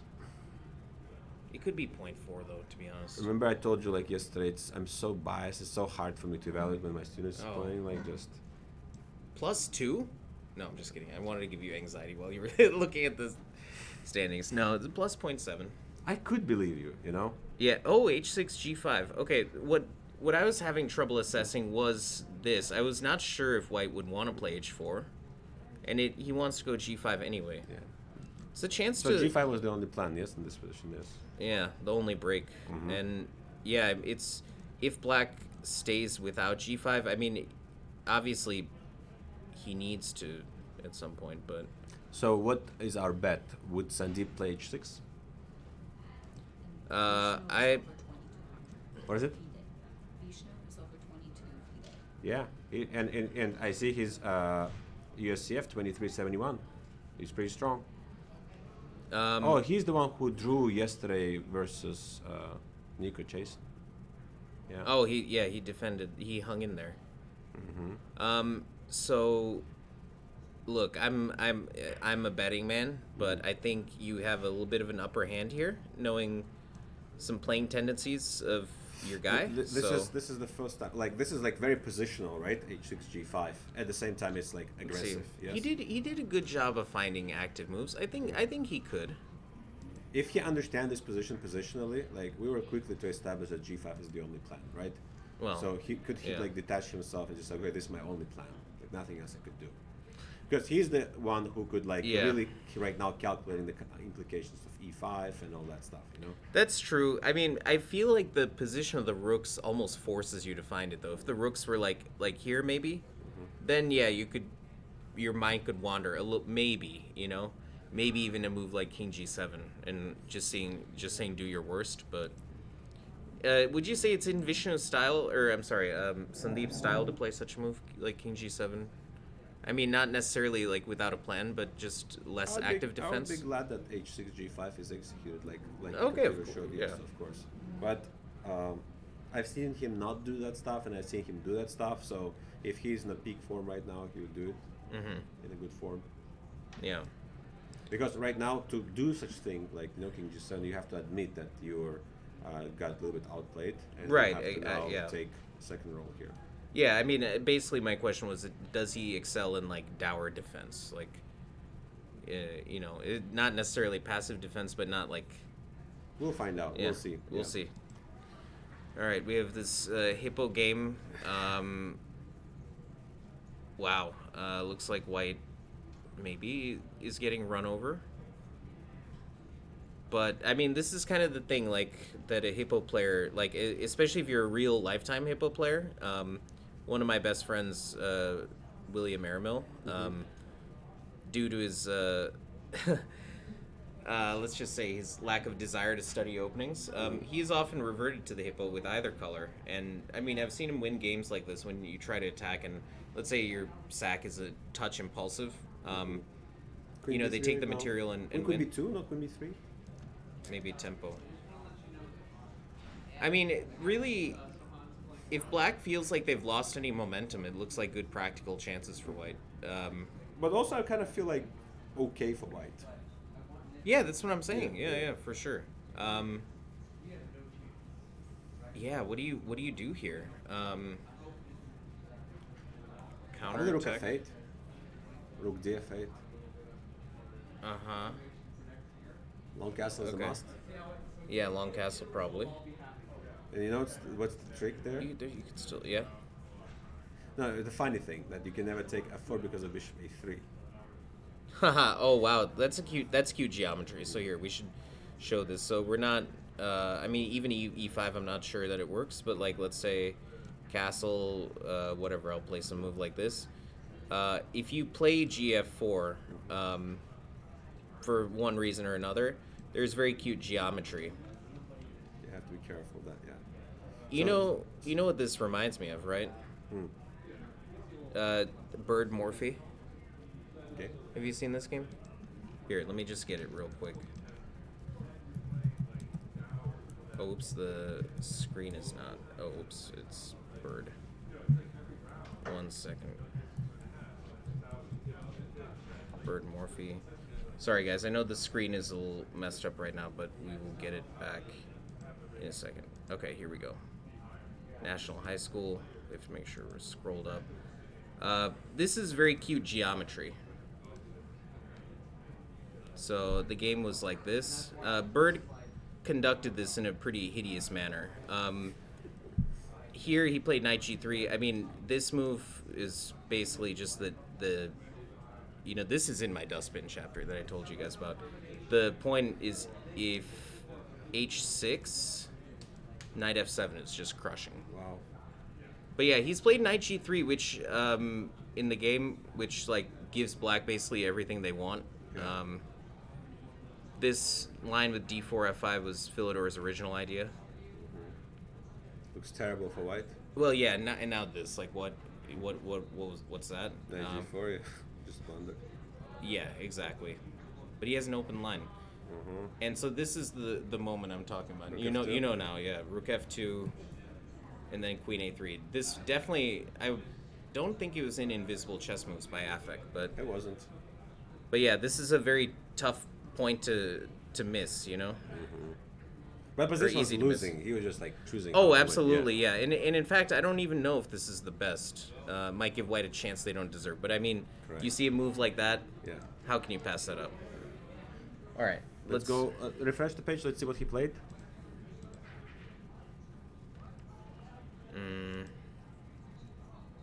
Okay, so queen b2, knight d7, so stopping e5.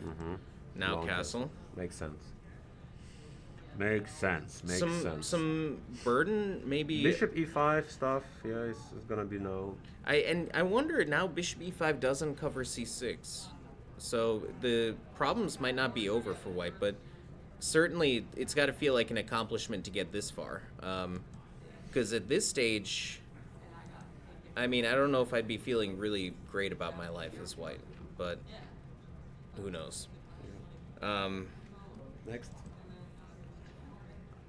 Oh, that French. Arthur, yeah, I mean, this could be very problematic. Like the knight in these positions, like you have the queen knight tango, weak squares, weak king. Could be very troublesome. And these double pawns, I did mention, are a perpetual issue for black. I mean, open g file is kind of hard to take advantage of. As of now, looks losing completely. Yeah, now. But it's black to move, so maybe there's some reverse. Right. But yeah, white is threatening rook a7, so you feel kind of like if he reestablishes the material equality that, you know, Rook there's c1 is a huge threat. Right, yeah, so you can't really preserve it with a5 because rook c1. But maybe queen a6, rook c7. No, there's not even rook c8 because you cover, so you cover c1 with the queen. Yeah. And e1 too, yeah, it's just garbage. Evaluation? +2? Yeah, I think so. I think plus 2.3.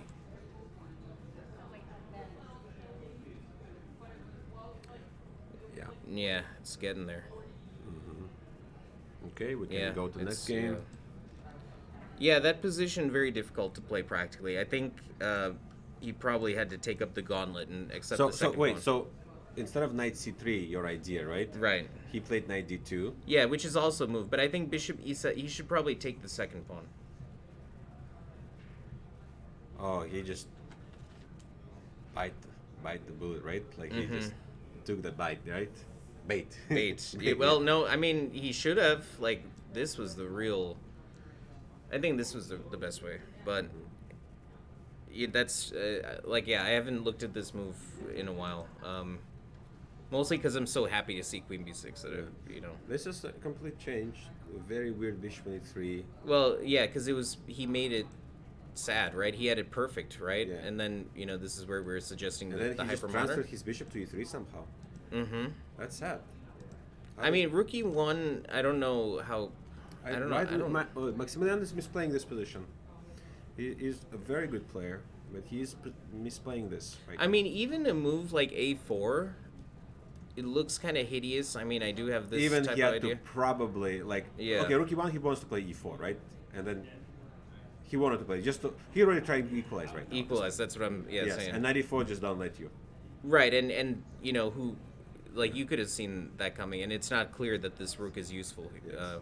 Kind of like in that plan we saw in the Tugstamore game, you'd rather have something like this. But how come going white from here. don't take with knight z takes and just plays e3 and actually knight e2 is going to be okay now? Or maybe even something like this. Yeah, anything like a3, trying to preserve an option. yeah, but maybe he just trying to play for winner. But this is now the worst version of it.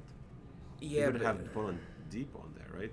Yeah, that's true. I mean, on one Because hand, now he just changes his mind, just plays bishop c1 and just bishop e3. It's like, wow. Well, it would make sense because there is, you know, certain pressure that's Yeah. coming. So no, but allowing f5 like this position. Oh, Because at the yeah. end he gets what? Which doesn't look. I mean, he wants this f3. F3, This interesting. is only the only idea, only really. idea. But That's what okay, he was- so structurally, I mean, I'm not a fan of this because you know you get d5 for the minors and then h5, h4. So we can just like ignore queen d7, rook e7, rook e8. Yeah, or maybe even like this. Yeah. Or maybe could we take a page out of his book at some point? No you need know, to rush. I mean, no just, need just to rush. Yeah. do the important things first. And then. Okay. I like rook e7, rook e8 though, because you're putting tactical threat Yes. on e3. Okay, was this that? was that Roy Lopez game. Ah, okay. And Oh, yeah, sorry. I don't think taking really strongly prefer to retain control, and then just what to play here. Maybe. So that take knight c3 happened, right? Yeah. And then knight b4 instead of knight e7. Okay. Right. Okay. But yeah, only black can be better here. Two bishops. I Queen mean, a4. Yeah, white is losing a thread here. yeah. I mean, Not understanding this super well, but bishop c3 is the idea. yeah, the dynamics. Like black has so much dynamics. Two bishops. Like you're not gonna really have time to take advantage of this bad structure. Yeah. Okay, next. That was this Ragozin position. Mm-hmm. Okay, so bishop f5, queen d7, queen c2. Yeah, white should definitely keep the queens. Yeah, with this bishop sort of, we were talking about your innovation in the black side, the Catalan, right? With the offside bishop. Oh yeah. You know, I just have to say this, plug for my favorite book, Under the Surface. I knew this was the book for me because the excerpt that was available on Quality Chess in the Coming Soon section was on the chapter Anatoly Karpov's Billiard Balls. Anybody that knows me knows I'm a great enthusiast of pool. And basically what it refers to is something Karpov said in passing at a lecture was that bishops often can behave in the same manner pool balls do, because if they get on one side of the board, to maneuver to the other side you have to navigate through so much traffic and stuff. So that's why the endgame here is really not something white wants to allow with this. Yeah, so queen c2, trying to play dynamically, also threatening bishop f6. Outplay is about to happen here. For whom? I kind of don't mind this position for white. Yeah, but how does it even happen? You got the tempo. Queen f5 was a mistake. You cannot allow the bishop to that diagonal, right? The bishop had to stay there. Yeah, and maybe even here you could play queen a4, but then white would have queen f5 maybe, but then queen d7. Maybe you actually have to even play g5, bishop g3, queen a4, or knight a4, just to stop that. Right. It's gonna weaken your position, but you also want to stop a4, but you cannot allow bishop takes f6. Yeah. So this is the dilemma: to do it or not to do it. What does computer think? Always a tough question. Yes. So knight e4. It recognizes g5. Yeah, I feel like it gives white a bit more of a tangible. It does give white something for sure. Yeah, so an a4, a4 must be played. And before doing anything, before allowing bishop here is f6. Oh, knight c. Well, yeah, no, queen f5 does nothing. You want to reroute the knight. Yeah. To d6 and. Yeah. But when the bishop got to to b4, I really don't like it that much. So this is probably a mistake. Yeah, it stabilizes the whole. Ah, wait a second here. What are we missing? Ah, queen d7, but he had to play knight d7. Okay. Because we didn't see that a4 was hanging. Battles? Right, a5 forces some bishop c5. But even this, it doesn't seem so clear, because like now the structure on the queen side is such that, I mean, sure, you could take this, but like black has backwards pawns too. I have the square now for knight d4. Yeah. To take c5, requires a lot of time. Yeah. Very double-edged. But yeah, you're right. White was getting outplayed. What happened then with Jack Levine? Man, so I thought this should be an ideal hippo, but knight b6. I'm not so sure I'm a fan. I kind of like e5, or just simply bishop b7. Yeah, we discussed that still. Like, better not to castle, just push h4, h5. Or maybe better not to play the hippo as black. I don't know about this. I mean, okay, I see the two bishops, right? I mean, dynamic counterplay, like some weakness, like kind of like this. Problems. Bishop g5, really? Would you play this, bishop g5? It's not such an obvious move to me. I mean, I don't know. Does he just want to maintain his center? Like after I think f5 he wants to play at some point. I don't know when, but he needs to play f5. Yeah, I mean, even g5, h6, and then to prepare it gradually. It's like here. I mean, what is white really doing over here on the queen side? I mean, you have to, unless you're doing something like this. But yeah, I want to play f5 right away. And actually, this bishop, I'm not really, I don't like what white's done with the place. I mean, I was questioning black. Perhaps I was wrong to do so. Maybe c4. So he played a4. It's a terrible move. Yeah, Just I guess don't do so. it. Play queen e3, continue, right? Play bishop h6. Yeah, and then, really regrouping this knight, though, is important. something. Kind of like, I wonder if the player with white plays the I would Spanish. never play a4 actually in this position. Yeah, so don't. Okay, All Donald right, Johnson. yeah, won. he Yes, won that. in We saw that position. game. Nathaniel. Oh, snap. Look at this. White allowed this trade. That should not have happened. How did we get here? So we left off some position like this, right? Yeah. Okay, queen a6, rook c5. White is losing the thread here with a4, d3. Okay. I don't think it's horrible. I mean, No, but not horrible. Just not doing what he's supposed to do. And maybe really this just looks better than it is, but because white's pieces are kind of awkward. Now you have to defend this weakness, and Yeah, the pawn was better on b2. yeah, And do your flexibility. Thing. Yeah, do your thing. Maybe even here a5, like just to take more space like that, Let's see. Let's see what happened. Well, because in the game, to defend this, he played rook c1, To but get pinned and this. but now this is what black needed.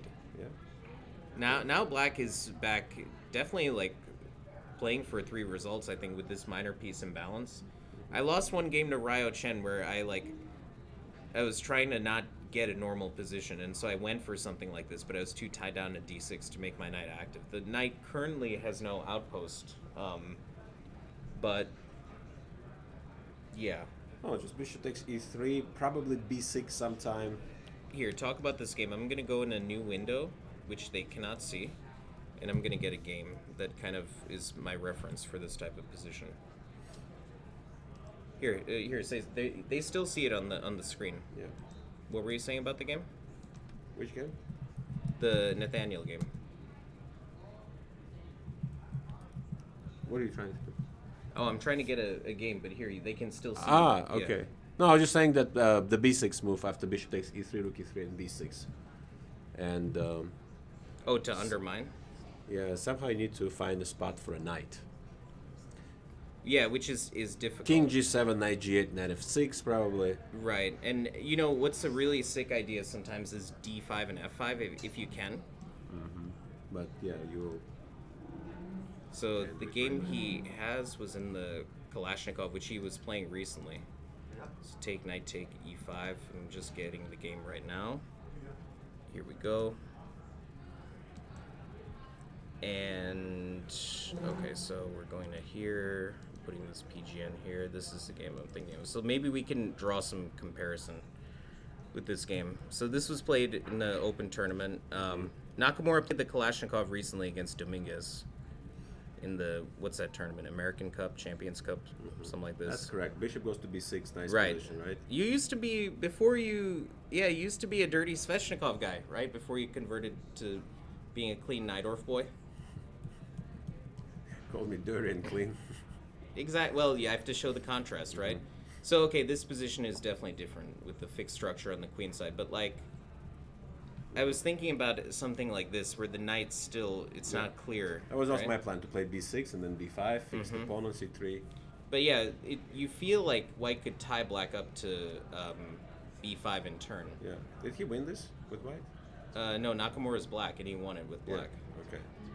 G6, H4, H5. Okay, and So if Nakamura won this with black, the position that Nathaniel has is as good as what Nakamura had. yeah. I mean, let's just see what he did real quick. So he did this maneuver, what we're talking. Yes.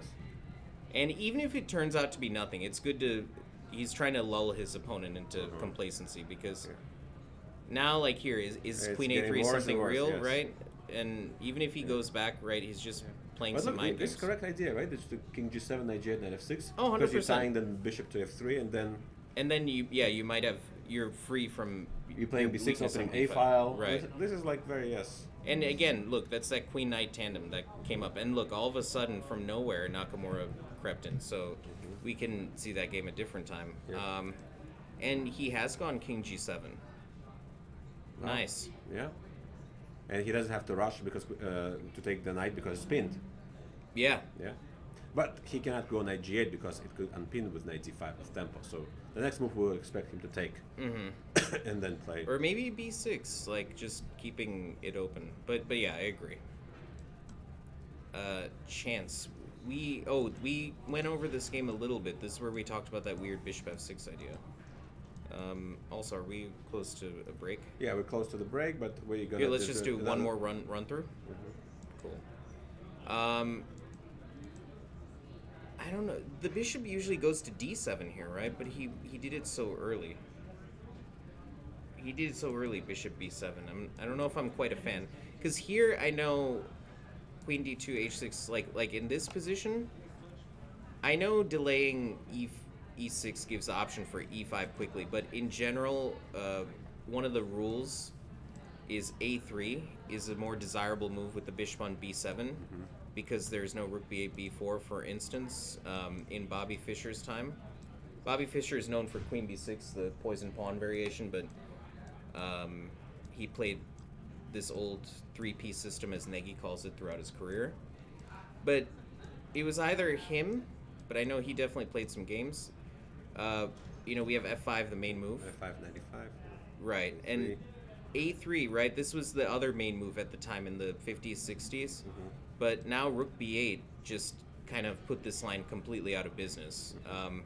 If they were to play bishop b7, which looks natural, the counterplay is too slow. White could play h4 and then f5. And how's black gonna really make progress? So that's what I kind of wonder. And yeah, knight ce2. I mean, we feel like a3 is not such a big concession. Sometimes I know they take and then go b4 and then castle and try to, blow me off the board with a5, but whatever. I just am not such a fan. I mean, maybe you would like to do this, but I mean, this looks great for black. This looks like a dream Sicilian. Of course, yeah. What about Kai Chen? And the draw happened in the Alexander game. Oh, that was that bird. Why is the draw so fast? Oh, that's okay. Yeah, it was already quite simplified, I think, by the time we got there. We saw this? A little bit, I missed but this. not much. Okay. Okay, yeah, That the draw. draw is clear. This is still kind of unpleasant, maybe. Oh no, but the king goes to c3. I know there's some situations where maybe good, but okay, Kai Chen. Oh wait, that's the attack he had, right? The quote-unquote attack, right? Which This is different. The Stonewall, correct? Right. There were a few. Yeah. It's still about equal. I feel like maybe is white the only one that's pushing? They're trying, but black will have counterplay. Yeah, taking here probably, and then b5, b4. Maybe because that's only really counterplay is c. Also, king can run away to the other side. You take queen z5 and king run away. Yeah, Something classic like this. defensive Yeah. device. Feel like we don't see it as much nowadays. And it will happen here. That's for us geriatrics, right? Yeah. So Okay. we left on the bishop d2 on this game. Yeah. So So yeah, you so did he did bishop take, d5. yes, of course. And now dilemma how to take. But he has to keep that bishop on b7 intact, so probably has to take with f. Yeah, F allows knight g5, but what? Yeah, DE5. DE5 might not be horrible, but But he opens the f file probably for himself. just Wait, no, what's but- going on yeah, here? So okay, the last check. Knight h3, king f1. I guess it's Yeah. not He dangerous. probably had to take with d. Not allowed. Not allowed this contemplate. And this, I guess, keeps it in reserve because now you can't really expel the queen. Oh, he couldn't take with f pawn, I think. The g5 is too strong. Okay, then now what? No, this is it. This is it. Wait, that's it? Yeah, basically, I mean, what here? I mean, No, You're not that F take was just a blunder. Yeah, So yeah. let's go back to the D takes and just use engine here before. Like, yeah, just winning or losing. Look at this. Crazy. He just cannot take with F. It's still reasonable, but I think He it's so quickly lost this. Okay. Yeah, this is a big mistake. Here, next game. exactly. Okay, so let's see this. King's Indian, right? Bayonet. Mm-hmm. Yeah, with the H3. H3 spotting him a move. Yeah, I mean, okay, so these positions are quite deceptive. I mean, it looks very nice for because the knight on E4, but we do have this knight on F5. And D5 could actually become a weakness. I mean, the white queenside play is not like as full-fledged as we've seen in a lot of other Kings Indian lines. It's all about how fast you can get your B5. We should check the chat. B5 and bishop A3. Yeah, this is true. I mean, I'm going knight F5, knight D4, bishop F5, so gonna be hard to get bishop A3 in time. They ask us to go to Sharvesh game next, please. What happened? No, there? he's Sharvesh is he's completely winning. That's why he's on timeout. he's on timeout. Yeah. What was this? This was. Did we see this game even? We did not see this game. Zachary, no. Yeah, we didn't. Yes, we skipped 18 and 19. Oh, okay, my bad. B4, okay, all normal. This is I've seen a lot of less experienced players make this error. I mean, you have to be very precise here. First of all, the exchange generally is not advisable on D4 because it releases the tension and you do allow this, but there is knight D4, so it's fine. A5, though, totally takes the pressure off white's position because the actual impact value of this after B5 and A4, I mean, no pressure on the center. Looks terrible. It's horrible. The knight, it's not better off than it was before. Just A5 didn't do anything. Helps white trade lights for bishop, darks for bishop. Yeah. Yeah, I mean, knight BD2, this... I mean, this is strategically lost. Yeah, after A5, we agree. Yeah. Castle. But, okay, let's see, rook C1. Bishop A3 probably was better. Okay, so here, knight B3, rook C8.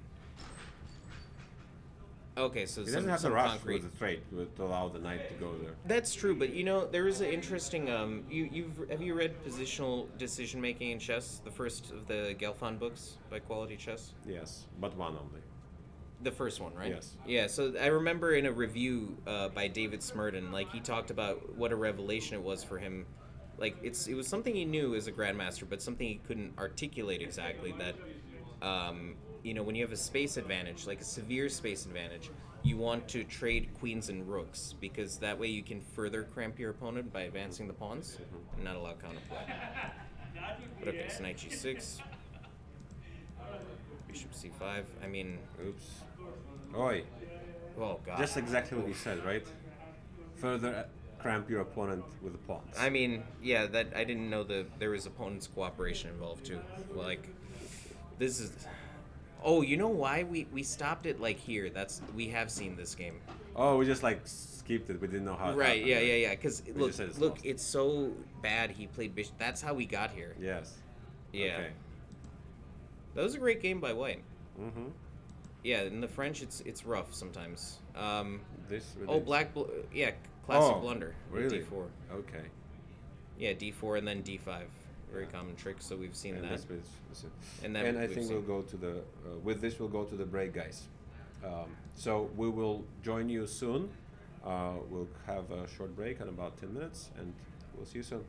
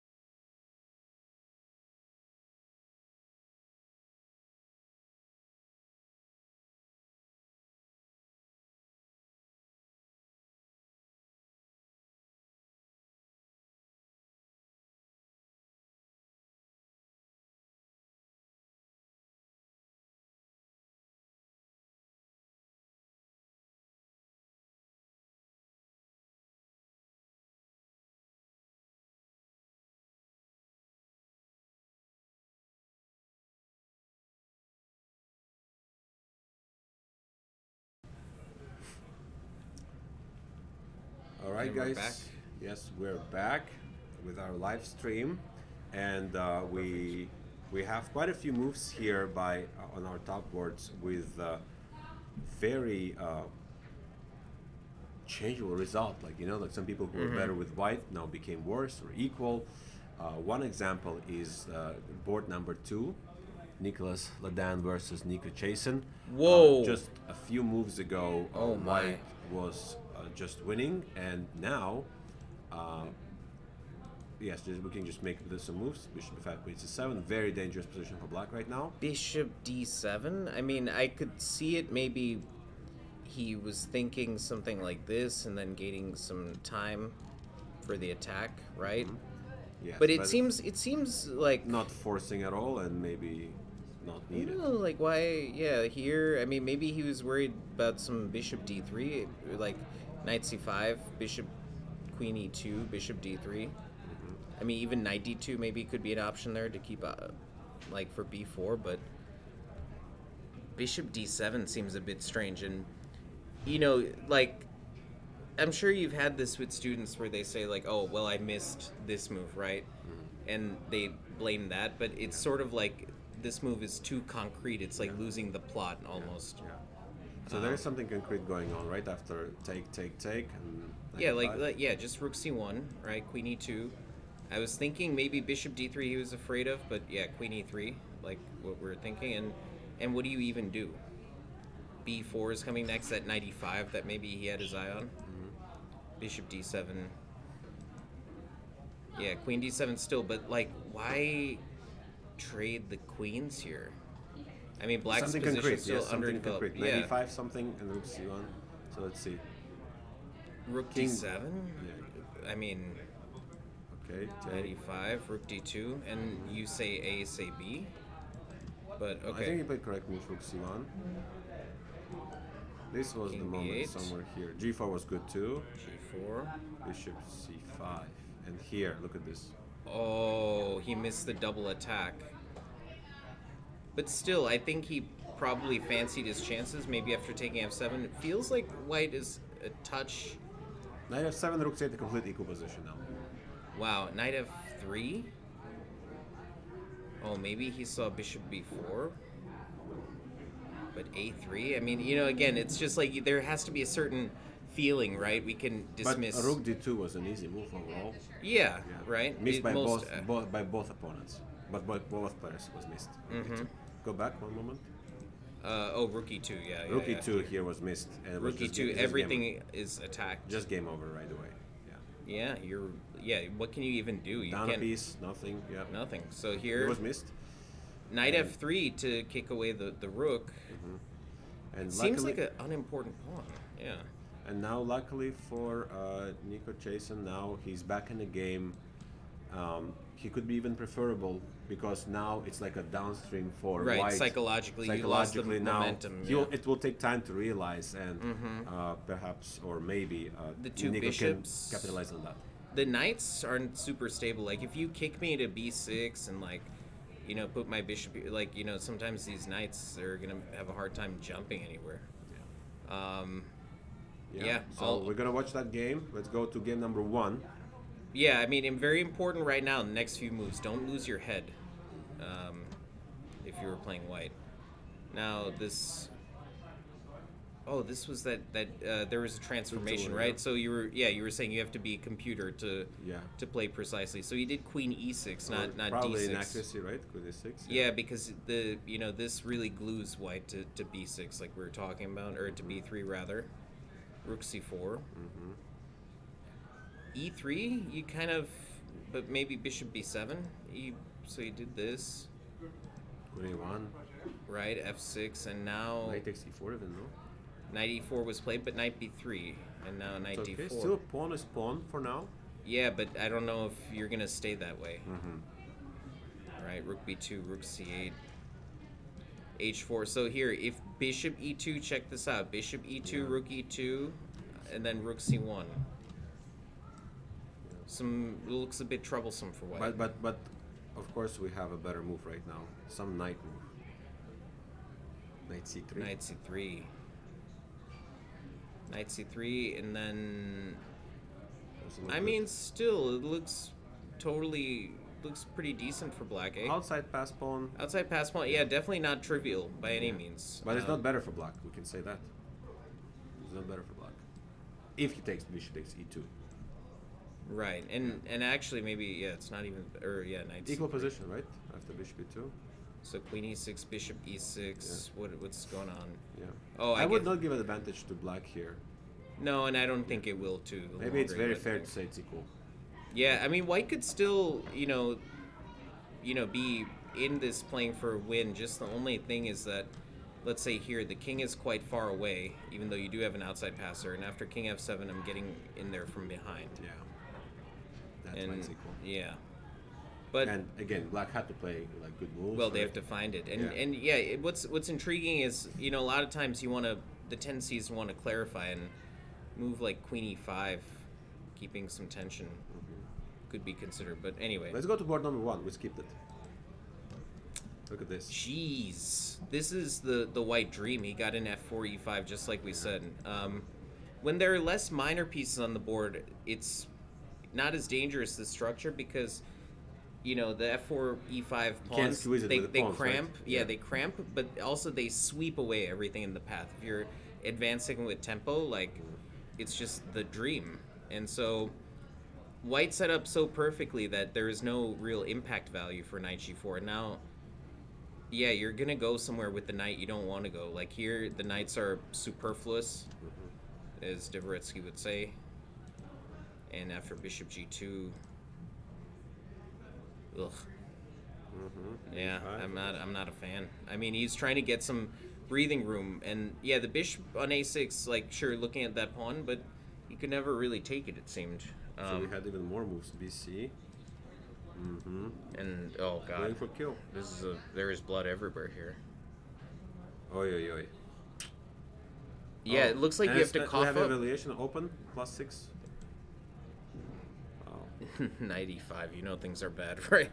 When you gotta play 95. I mean, here, Yeah. like 96, 90, it's... Yeah. Jason Wang now is unstoppable after escaping a loss yesterday. Yeah, he was with black, right, against Yes, he was Nico? losing. Yeah, that's No, right. against who? Was he black against Nico yesterday? Nicola Dan? No, Chasen. I don't think so.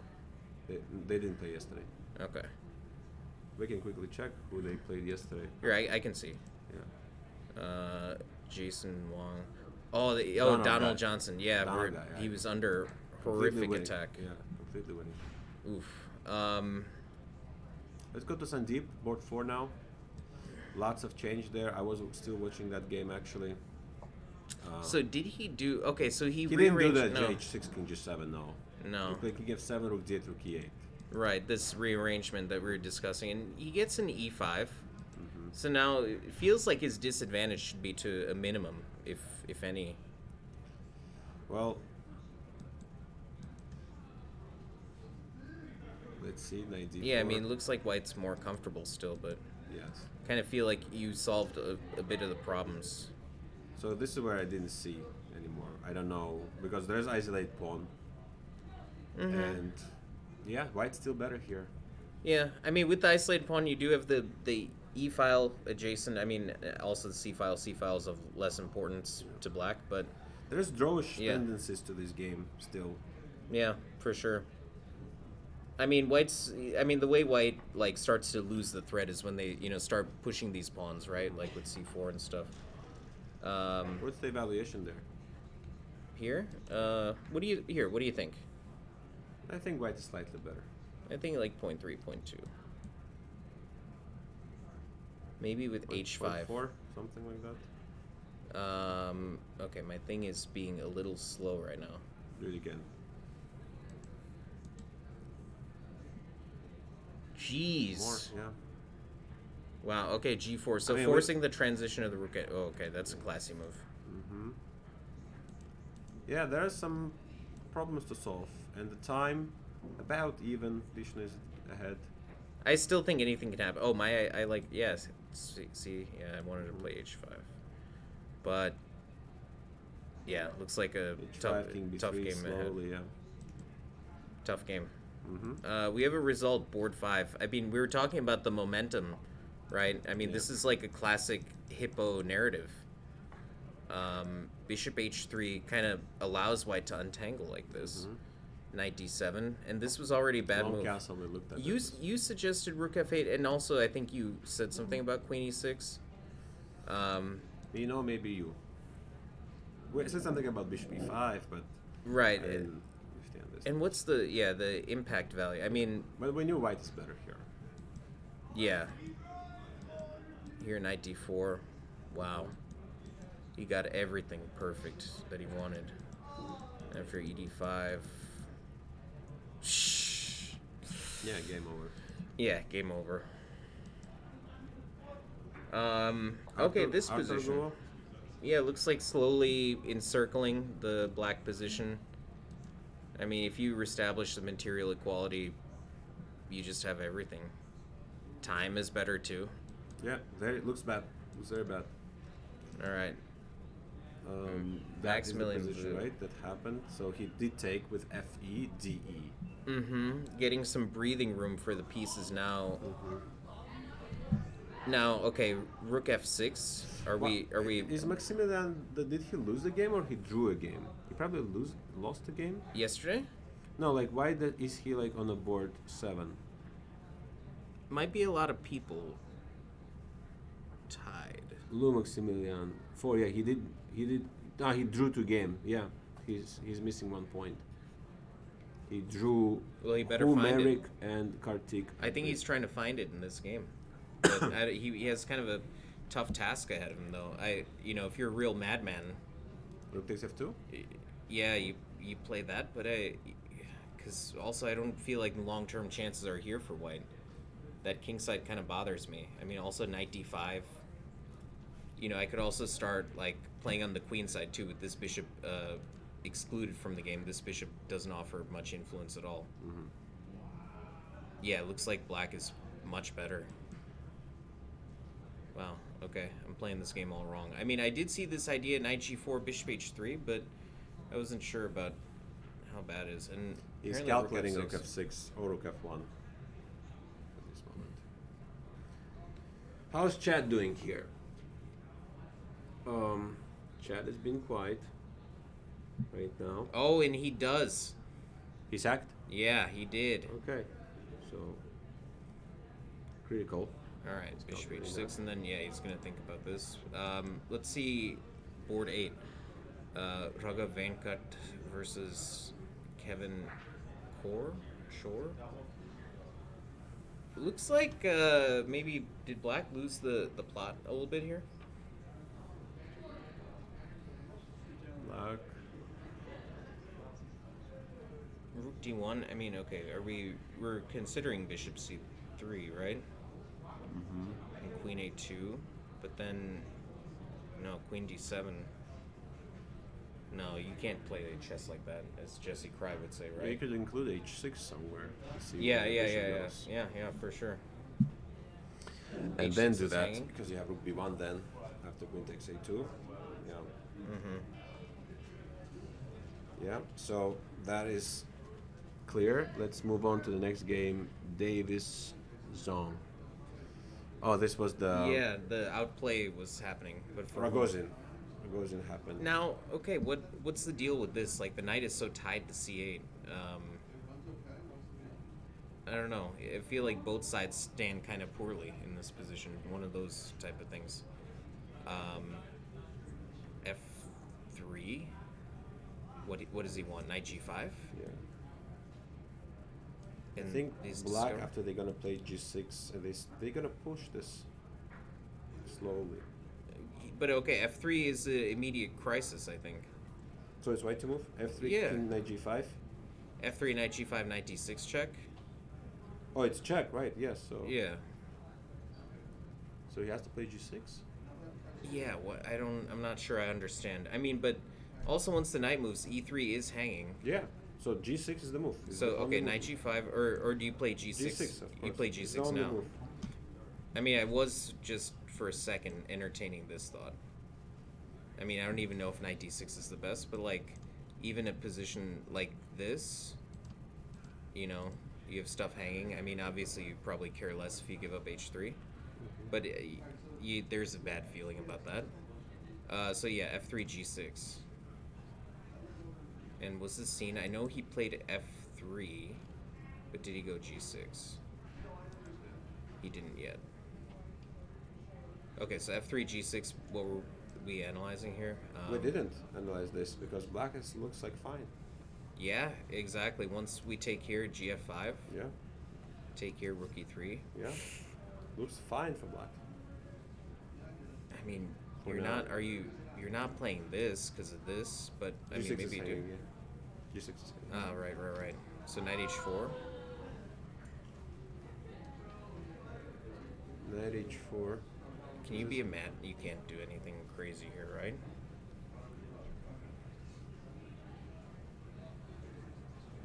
There was another move. Let me refresh it. So okay, knight h4. What's his idea even? Did white turn this around? Did black? Well, black played king This h7 happened, right? out This just of happened, nowhere. right? Yeah, this did happen. Yes. Wait a second. So.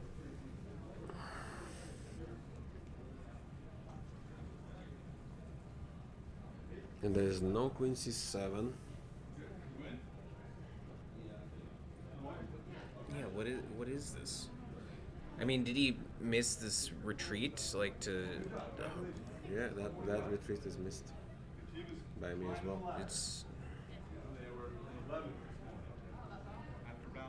See what to play. Queen c7. Yeah, I mean, there's just Yeah, nothing retreat here. knight h4 was just missed. Yes. Yeah. Okay. Jack Levy. Oh, this controversial hippo game. So we have a lot of developments here. G5 f5. I guess it's the same amount of tempi. It's probably better than what he did. Yeah. G5. Yeah, it feels like maybe white stabilized a little bit. Knight g6, knight d3. Now a6 needs to be defended. Yeah, now maybe is white back in Yeah, the driver's black seat. misplayed it for sure. Well, I was saying this, but it's no. That would be almost the same amount of That would tempi be the after same. knight. Absolutely yes. Maybe h5 then. But I like how actually Jack Levine is actually playing this. Yeah, knight e1 was with this- fantastic. Yeah, f3. Yeah, f3, and now the bishop's influence is dulled, and consequently the black kingside attack as well. We've seen Donald Johnson. Let's go to 12. This was a really intriguing game with the minor piece imbalance, yeah? Or do you want to return to a No, different no, game? just let's see. Okay, so we, Oh yeah, we yeah, were here, that's right? our guy, right? Yeah. Oh, Bishop g2. wait. So he was given a chance to play a knight somewhere. Knight d5, but But knight knight d5, takes, no, yes, yeah, not c3. there. So knight cannot move because c3 is hanging. I mean, he might, yeah, because you don't need to bail out, So, I and, think. so, and so the question is why we're just not even taking c3 because we're losing. Yes. So he could move the knight, right? But okay, he plays bishop. So yeah, I mean, just to show everybody what we're talking about. So we're talking about this here. Taking with the pawn would be catastrophic strategic error after f5. Yeah. And it looks like even white's losing material. So very, or no, maybe not, but They're losing. yeah, that's yeah, all. they deserve to if they played that move. But of course he didn't. Queen a1. Now really defending c3. So rook e3 and now d5. Interesting. Okay, let's see. And has he turned it around after Oh this? wait, rook queen f3? a2. He had to trade, right? With takes d5.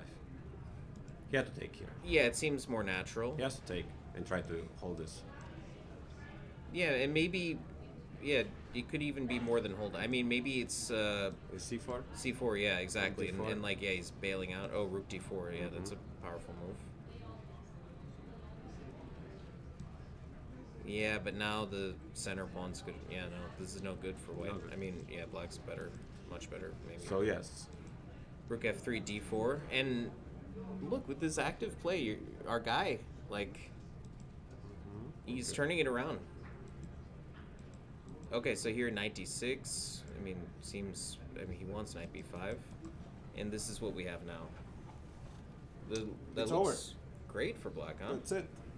Maybe I think He white got is. outplayed completely. Yeah, I think he was counting on this with maybe some queen e5 at the end, but you just go knight c3. First. Yeah, instead of taking on c4, right? Because if c4 take queen e5. I mean, not clear. Maybe black's still good, but yeah, just knight c3. Wow, he really did turn this around. Looks at least that's the way it looks to me. That's why he had to take on d5 Yeah, in that position. And yeah, just not get try to over. hold it, not to play c4. Try to hold that position. Yeah, exactly. All right, so chance this game. White sacked a piece somewhere. So we already really enjoyed black's position. I mean, you have two bishops, you have this break with d5, and oftentimes here, I mean, structurally cb3 is not the best, but you know, it does kind of keep your king safer against such attacks like with a5, a4. This whole idea with knight ce2, I guess, was to go knight f4. Like that was the one thing I was guessing, but what's the actual impact value here? It looks like black just has a very healthy position. If you have no knockout blow here, then what are we doing with our lives? Like for instance here, Why there is no knight f6? f5 or Because c2 hanging? yeah, but what does that do? I mean, I'm thinking about knight e6 here for No, sure. queen d7, queen b7. Mm-hmm. Yeah, exactly. Or even knight f5 with similar ideas. But this happened or not? No, he did this, and he did This not happened? go. He did not go queen d7. What did he do? He did rook e6. Man, these games Rook are e6. bizarre. Rook e6 allows castle, no? What's wrong with this? This looks decent, right? Is there bishop f6 at the end? King f8 now? I mean, I really don't know. So what, here? Probably, right? Yeah. King a2. Bishop f6. Bishop f6. Okay, so this is that's Do the I get only my thing. bishop on a3 or not? Sure. I mean, I think you could play bishop c1. That's pretty sturdy as well. Bishop e5 you could even play, actually. This is maybe even the best. See, It's it's fine, hanging. yes. What's wrong here? Let's see. Was there here? We can use engine. Let's take a look because we spent time. Yeah. Jeez, yeah, okay. So here, So he 96 was game lagging in over. development. Okay. And just queen d7. Win. What did he really take on a6? Yeah. I Oh, understand. did he? What did he miss? Castle maybe? Oh yeah, I've seen this happen. If black, he delayed it for so many moves, he probably didn't consider it. So you can't take on e7 because of rook f4. No, Yeah. rook d8. Is that the move? Oh, duh. It's just hanging. So yeah, what did he miss? He was. Oh, do you think it was just so powerful with bishop d6 and rook e1 in the offing? Maybe he calculated some long line like this and here and, No, just and this, very and then bad just missed blunder. castling. Bad blunder. Queen d7. Yeah. There's a phrase that they use in chess books, right? And even like after king moves, he just goes queen takes e6, not queen takes b7. Let's see what happens. Though. I couldn't see what was wrong with this. Yeah, it looks okay. Or just better, right? But Oh, you go Rook king c3 a1, missed. rook c3. easy to miss. Bishop f6. Okay, so now bishop e5 not possible because you take the rook with check. That's cute. So bishop b2 this. Queen c6, yeah, and trying Queen to hold c6, that. queen e. Yeah, with black probably has good chances to hold. Or queen e6, just crushing. Queen takes Yeah, e6, yeah. I mean, this, I know we always have this because with rook d7. And the king is just pinned to the, like what Agard would call the kill zone. Yeah, he didn't see this. He probably saw queen b7 maybe, and saw this queen c2 and maybe rook c3 even, and that's And he when wanted something more. else, yes, and I just maybe misguessed. Yeah. Yeah, just maybe an blunder. example of overly forcing thinking. Yeah. I also do want to see this. It's probably it's the same thing because you take on c2 as well. So that's queen f5. Like this is what I was calculating here, and queen c2 probably the only it is the only good move. And we get a worse version because the black king is just a touch more secure. Yeah. All right. Okay. Kai Chen, game 15. King f7, it's happened. So yeah. Yeah. Now white has nothing to attack really. Yeah, only E4 at We have some this point. counterplay on the queen side. Still Hard to enough. make progress for black. You know, these he has to be careful that these open lines don't favor white. For these. I think black can only be better in this type of position because queen can get inside of D5, E4, G4, like and try Right. to do something. Yeah, and white's And open They're all B file loose. because B file is gonna get open rook B8. and black's in control. Yeah, of that's the, what I think. who released the tension. Black are the only ones who could actually do something. Plus, think white now has to switch to defense consolidation right after yeah. this, Okay. which might have been the wrong approach. But What? oh man, this Wait. looks like a composed problem. Wait, what? How Okay. did king get to A4? Oh, that's Oh, the one. that's oh, the that's one. the completely losing position with down a piece. Oh wait, they had it like that. Yeah, Down but a he's piece still, yeah, still right? down a piece, right? Yeah. So it doesn't matter where the king is, just was losing. Okay, so it's even worse. All right, so that's game over. Yeah. This is the bayonet attack. Yeah. What did King they play? H7. What? We saw that, and then we said B5, bishop A3. is No, it? I was saying here knight F5. Why do you waste time with King H7? But we saw that, yeah. Bishop B3 happened. Okay. Oof. Yeah, I mean, if you can't play knight D4, then yeah. Because yeah, you kind of feel like white's a touch better. I mean, definitely without the knights, the E4 square weakness is not as pronounced. Yeah. So, I don't know. But yeah, it looks like white's comfortable. Yeah, well, yeah. I mean, white's got to be a little bit better here for Yeah, sure, yeah. at least.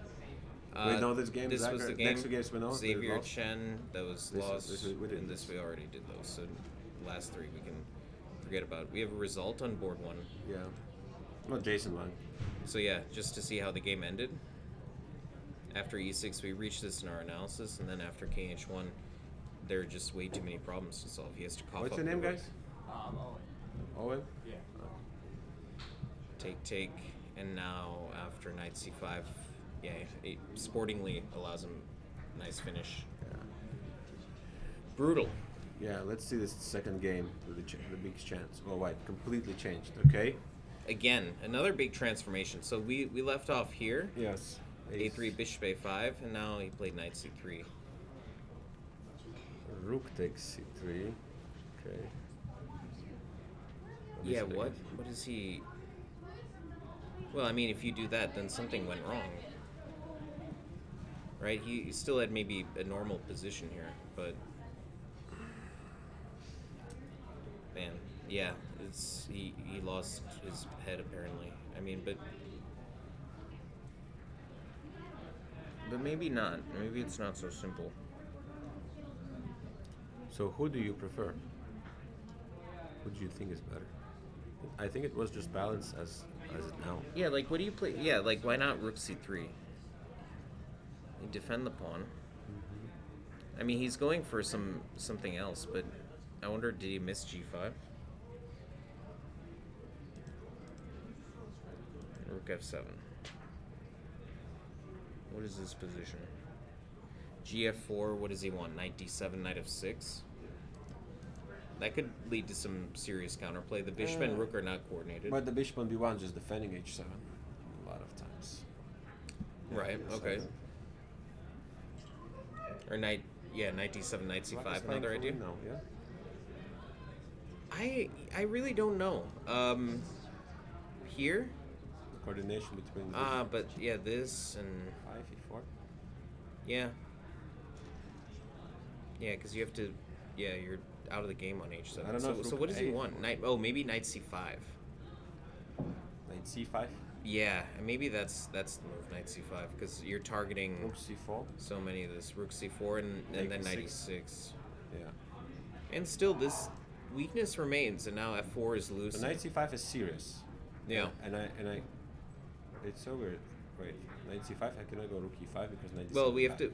we have to select a square for the king, too, which is not trivial. A7. A7, Knight C5. Yeah. Oh, okay, so you want to offer him this And rather Rook than E5 this. now. I got you. Yeah. Knight takes B7. Right. Yeah. But the white's not really threatening anything, so you do have time. But what? How do you make use of that time? I mean, I'm not. Yeah, because F3, you want to play after knight Well, c5. maybe you have to king play b6. king b6 right now. Yeah, prophylactic. Knight move. d6. Knight d6 or knight These things will be d8. happening, yeah, in the game. Yeah. Well, Nikki Ladan, yeah, he's making some moves. What I was kind of got it all what is the wrong. evaluation like after After g5? here? Yeah, here, where they stop. Okay, what do we think? Also, it's more interesting when it was like, let's just look at from the a3 point where we left it, like this moment. This I kind of know. It was slightly favoring white, but Let's see. So let's take a look at this moment. So here, there. Mm-hmm. so he really just wanted to untangle. Yeah. So their moves are pretty good. Yeah, I love this h5. And here, look, rook c3 to cut off the king. Yes. So rook d4 is just. Mm-hmm.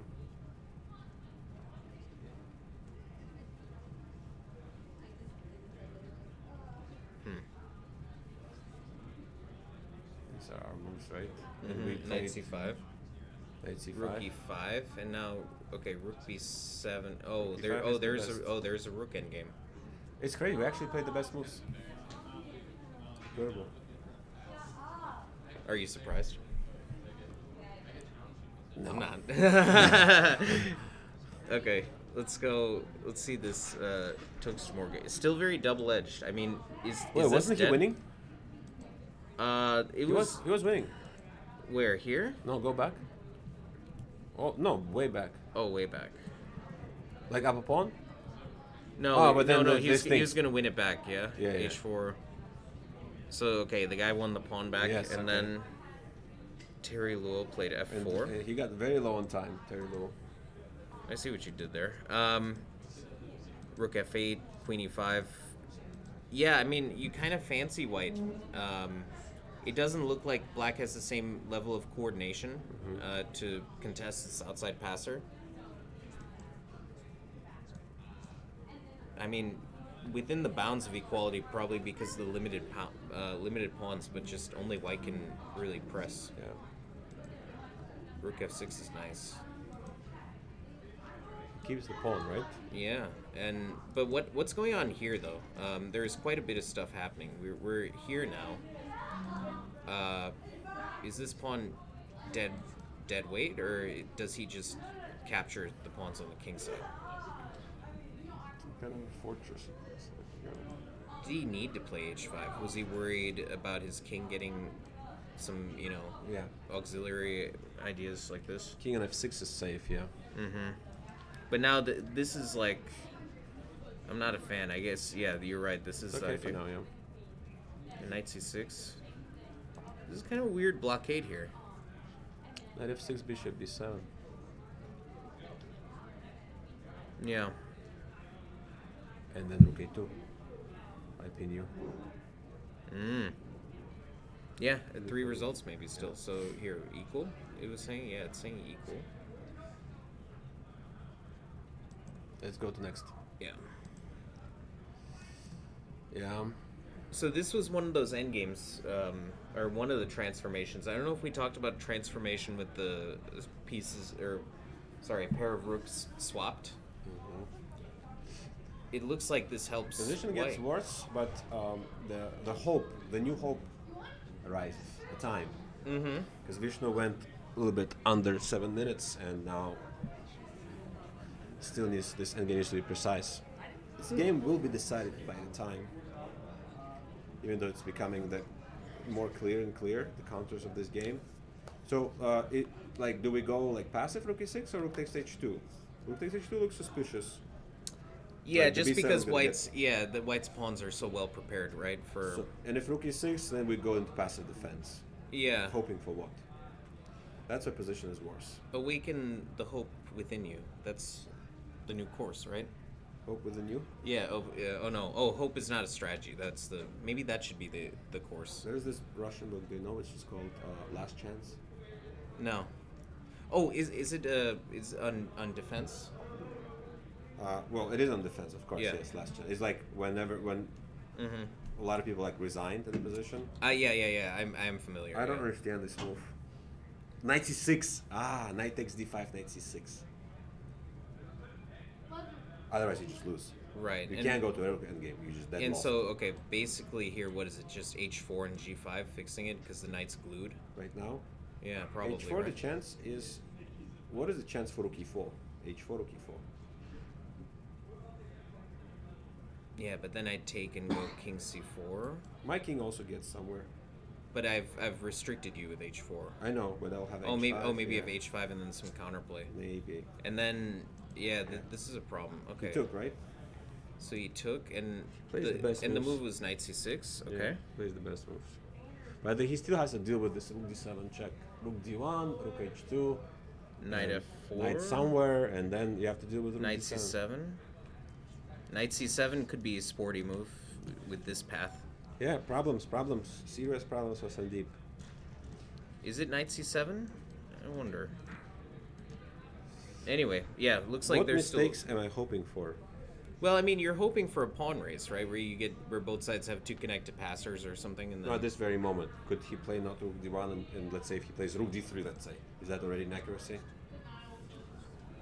Oh, that's a great question. Yeah, I mean, I don't know why I Because it just gravitate helps to knight e5. He will not play rook d3. It's too obvious. that. Right. So some problems there. It looks like. Rook c4. Yeah. Whatever you play, is still like. No, you need to preserve rook d7. Yeah. Yeah. And But rook d1 rook is obvious. c4 would give hope, but yeah, rook d1. Obviously. Yeah. That Who's game next? we saw. Arthur won. Arthur won. Not surprisingly. What did we miss? So yeah. No, it was just losing. Oh yeah, so it's just a few moves, and then yeah, no, it's So just 6 knight g5. You can. just put everything perfect. All right. So from down in exchange, now he somehow traded queens. So bishop h6. I was wondering about this because, you know, I know there was e3. I know there was some other thing. I mean, rook f1, too. Bishop h6, e3, queen d3. You're fine. Right. Okay. So here, rook f1. Seems like white is getting their life together a little bit. Yeah, if knight gets to f5. Yeah, it's not. It ain't. Oh, right. happening. Oh, whoa. Interesting. Oy, oy, oy. Wait, is it gonna work? Queen h6. Yeah. How does that? Knight oh, f5. knight f5. Knight Yeah. f5 wins. Queen e6. Knight h6 check. Wait. There's blood everywhere. Yeah. Queen e6. And now, okay, here, black pawn structure, a little static. Yeah, here now, do you play bishop f4? Looks almost, it contours of a fortress almost, but the bishop takes time to emerge from the cocoon, and can we create something on the queen side? He in will time? play bishop f4. Yeah. Yeah, it's too obvious, right? Bishop f4. And yeah, this is an important decision here, I feel. Because, yeah, how do you want to take on d6? Probably, yeah, with the rook, probably. No, in the rush first you see what he's gonna play, yeah? Yeah. Maybe bishop c8 to improve things. The bishop has no future, really, on b7. Yeah, bishop c8, something like that. Or, yeah, take and then go bishop c8. You do have to defend f5, after all. So, I mean, it looks like white is playing a little bit for equality. But, I mean, with this time, all of his moves are quite easy. Mm-hmm. You know, the burden is somewhat on black to find something constructive. Who is next? This position, but from that Rui Lopez. So, all the pawns on the same side, close to equality. I mean, where does the king go? I mean, It's gonna be a draw.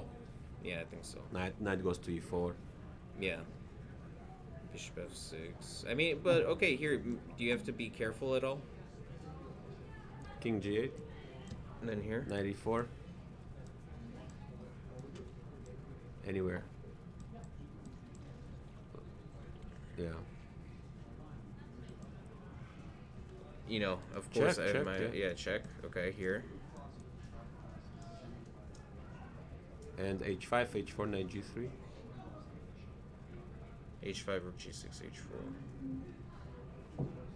Rook H6. Rook H6, yeah, knight G3 take. I mean, still, yeah, still, I don't have knight still F- some play, maybe, but maybe I was wondering about King E6 too, to play like this, because you get knight E4. I mean, White does have rook E7. Okay, so the game did end in a draw. Oh, they already finished. Yeah, what happened? Oh, they just draw agreed after this. Rook A7, King G8, Bishop F6. What did I miss? Oh, knight E2, knight F4. Okay, that's pretty clear. Because, yeah, everything else seems a bit... Yeah, knight E4... Yeah, and maybe White is pretending for something. But, yeah, I agree. Davis, we saw this game... Oh, this was that Rogozin game, right? With that knight H4. Yeah. The one at the piece. G6. F3. So what he was knight supposed to G5. play? Knight G5 was the best. Knight G5. Okay. And then this exchange sack. I think I didn't consider knight F3 first because I didn't take into account the knight was trapped. Oh, Practically, it's not easy to see. yeah, okay, so knight G7, White does some damage himself. Okay, yeah. But yeah, after G6, knight H4, I think this was just game over, right? Knight G2, It's like the first two. and then rook F1. I mean, yeah, nothing really to see there, right? Jack Levine was... This game had quite a bit of intrigue left. And look at this time situation. Guys, they're just watching, right? Because we're not allowed to have guests anymore. Yeah? Okay. So, what? Oh, White's that up pawn, a he won on A6, right? Yeah, but at what cost? All the pieces have shifted over. And if H5, Bishop H6 coming. Yeah, and yeah, rook G4, H4. The rook on A2 feels a bit strange. You would like to maybe play rook F1. I mean, you probably do need a bailout of some sort like this. So, okay, queen G3, knight F1. Is it time? Is it hammer time? I don't think so, right? Rook F1. Does it He's really? played, yeah. So take what does he want? Queen H2. Take with what? Rook No, take? take with the rook, right? Yeah.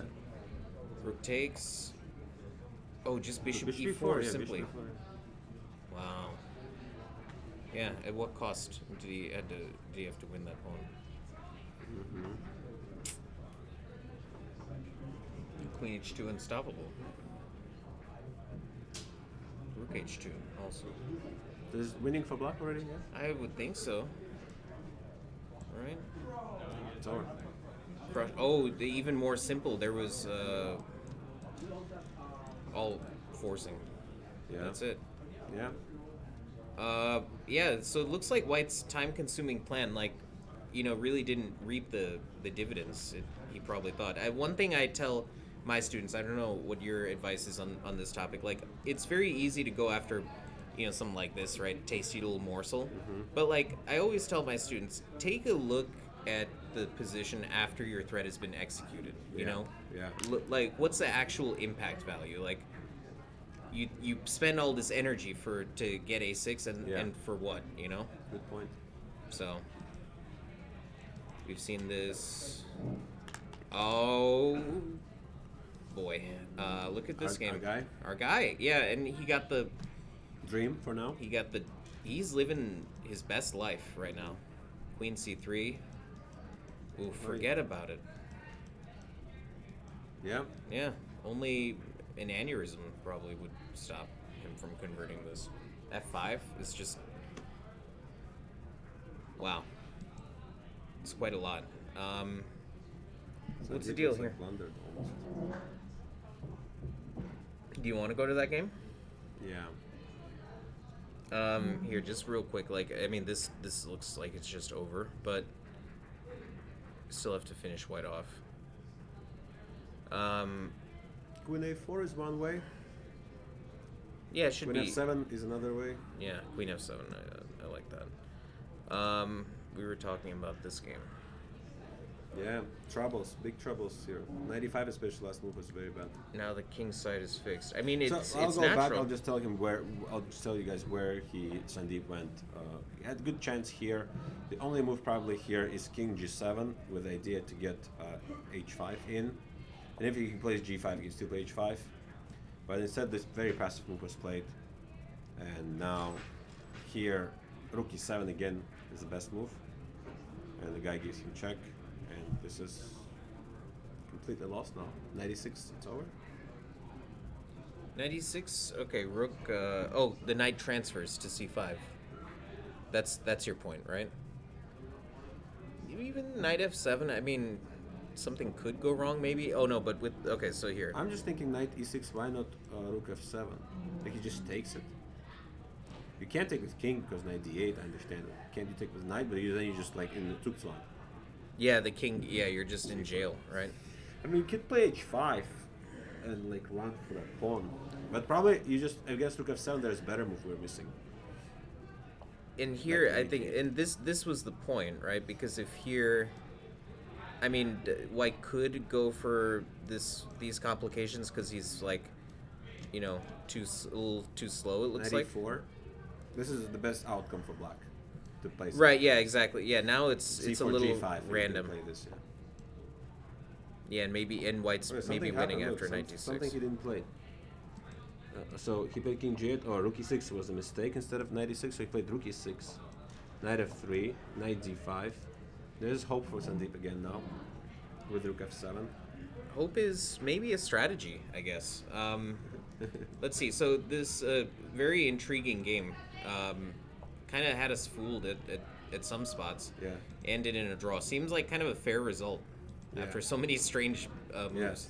So here, after h5, that was the last move we saw, knight d7. So yeah, now he keeps this alive, but Can't make progress. Beautiful Yeah. knight on c5. Absolutely beautiful. and then okay, he liquidates before Before things it's get too out late. of control. Yeah, exactly. His No. rook check. Yeah. All right, so what? What happened here? This was the exchange down game. Oh, it's over then. Yeah, let's. White so won- okay, here white rook wins G. there. Yeah, but rook G6. Oh wow, all these tactics involving that 5. They blundered badly. Yeah. Jeez, what did he miss? Bishop E6. Bishop b4. Or Even bishop possible. Bishop b4. Just take it. Yeah, no problem there. And maybe I don't know.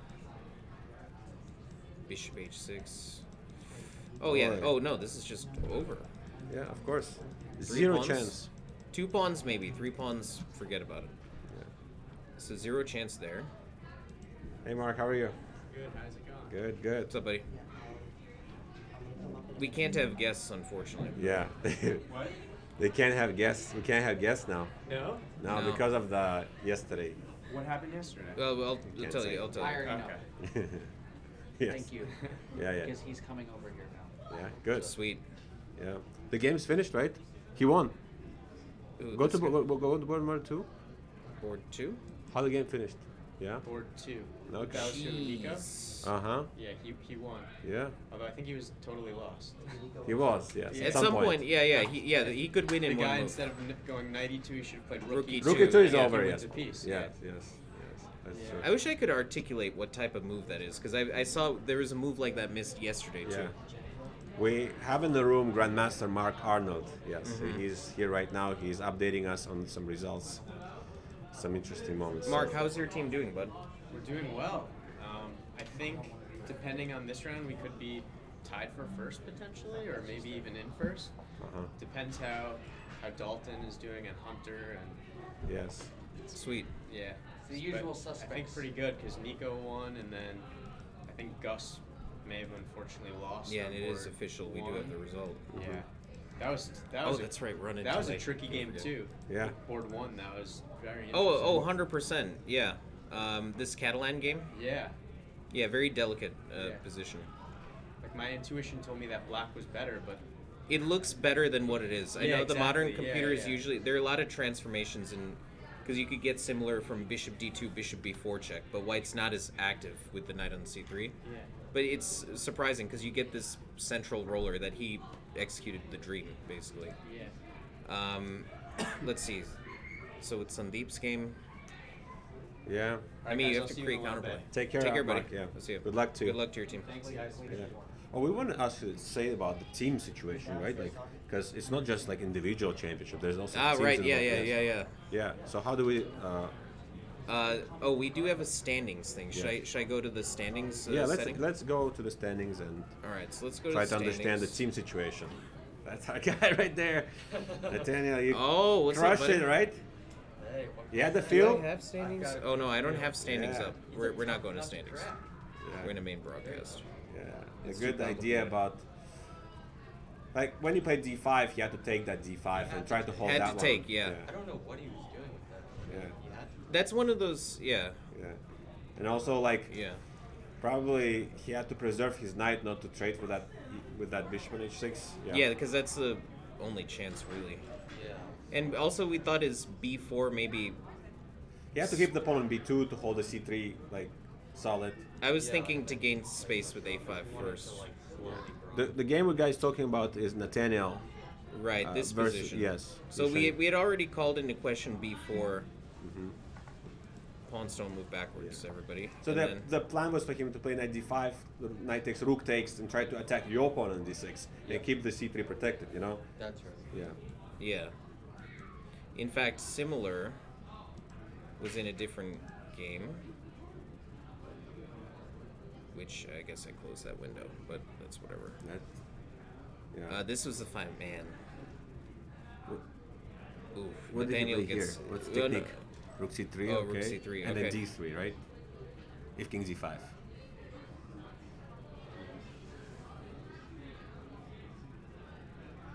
Yeah, how much of a sicko is Nathaniel?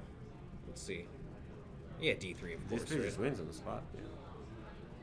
d3 king e5, d2. rook d7. And then you go king f6. Yeah. I took the pawn first, and then Yeah, and then Yeah, just take d3, the yeah. pawn. Yeah, it's simple. No need. So this kind of shit. Okay. Yeah, Sandeep's always last. What's up with this boy? Who is his coach? I don't know. Is it Nathaniel? Is it the look at this. Go to his last one to finish. Hold on one second.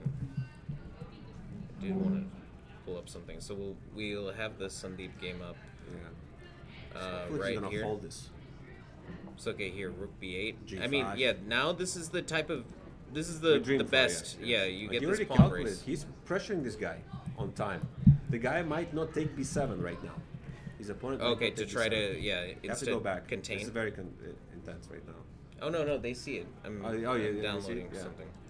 So, This is with so Nathaniel's game. if his opponent, okay, he took knight takes. That's probably losing. He had to take rook. That's very counter to- dangerous. Yeah, g4. G4 and what was his plan? Knight d8, Knight d6 he was planning probably. knight d6, but G3. G3 maybe even possible.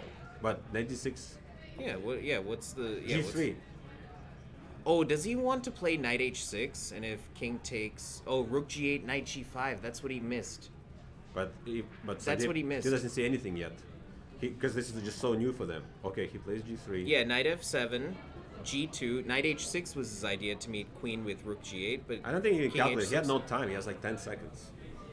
Is Sandeep overtaking Wait. this already? I mean, the game probably already finished because Yeah. of the delay. We don't know. Yeah, the game. Yeah, so the But Sandeep's variation overall very sneaky. into these things. the variation we're calculating was maybe white had intended this, so if queen, right, and then at the end, maybe it looks like he stops the pawn, but there's knight g5. Chess is a Okay. tragedy of one tempo. Check. It's very careful. King h7. Knight d6 again. Rook g7. Knight f5. Okay, so he g2. doesn't take. So panicky check. I mean, I don't even see what do you even do? You can't do anything, can you? And time. No, this is Yeah. it's just over, right? Man, do you even have time for rook g7? No, he just takes what he's Takes, offered. promotes. Yeah, that's fine. That's enough. Overturns. Yeah. Wow, you Overturns. totally weren't biased at all in terms of your feelings, huh? Anyway, so this looks like a win for No, no. black. Remember what I told you exactly? What? The time is going to be the main factor for this moment. Oh, It was absolutely, this- 100%, There was yeah. this moment where And the pawn race. Yeah. Yeah. Yeah. That's the like. It's so surprising how often situation like that because like White had everything prepared so perfectly on the queen side earlier, and then he wasn't super precise. Yeah, and Queen allowed B1 Black just to wins slip on the up. spot right now with knight D2. If All he right. goes 83 or just takes. Yeah, Nathaniel, this was like the type of example we were thinking of. Like, I Are mean, you you showing should- him Nakamura? yeah. So like already this yours came from classical Sicilian, right? So this was a Najdorf, and Kramnik I think popularized this line in the early 2000s. Bishop E6 probably the most common move. Knight BD7 looks normal, but it's not accurate after this, and Bishop C4. White's in time to create a bind, and Black's position's very passive. He can't create too much active counterplay. And in the meantime, you have right. I liked knight c6 and bishop e6 because you accelerate the development instead of waste time with a6. Exactly. Yeah. It looks like maybe like almost the same as your game. Although something went wrong there, we'll figure out. But basically, I know this position's a little bit different, but even in this quite simplified position, there's still problems because of f7. Like, him allowing you to trade the bishop for the knight gives you a chance to play for win. And we were talking about it based off of this game was my reference because at first sight when I saw this game, I thought Nakamura has no chance to win this because it looks like he's too tied down. But then we went like this, and okay. Let me finish on this Sandeep's game here. Good. I think he already won, but I want to give an advice to Vishnu. He is very good when he has time. He's a very strong chess player, very positional, very good. So the only thing he spent unnecessary amount of time on a position that was easier for him to play, and time management was a bit off. And in a critical moment, he just missed a chance. The most winning moment was for him to play rook e6 at, let's say, no, this was a missed moment when he played this moment, right? 96 basically wins. If he would have more time, he would win this. And the critical moment to take on b7, the best chance was to rook takes b7. But when you have no time, you cannot calculate this race. But if he just imagines he has his b5, he knows he's safe. Yeah. But he can't believe he's like not winning But that's anymore. safe, He yeah. does this, and just Out like of inertia too. yeah, just and the pawn just goes. But overall, very good player. Just needs to work on time management and like very good preparation and opening. Like, very good player overall. And with these guys, we finished our round number 6. All games seems like finished, and we are going to have a 1 hour basically break between the rounds, and we're going to start our round number 7, final round, in about 1 hour. All right, guys, was good to see you. Please stay in, and we will be back in about 1 hour. So Do we do right back or do we end the stream now? I think we're gonna doing be right back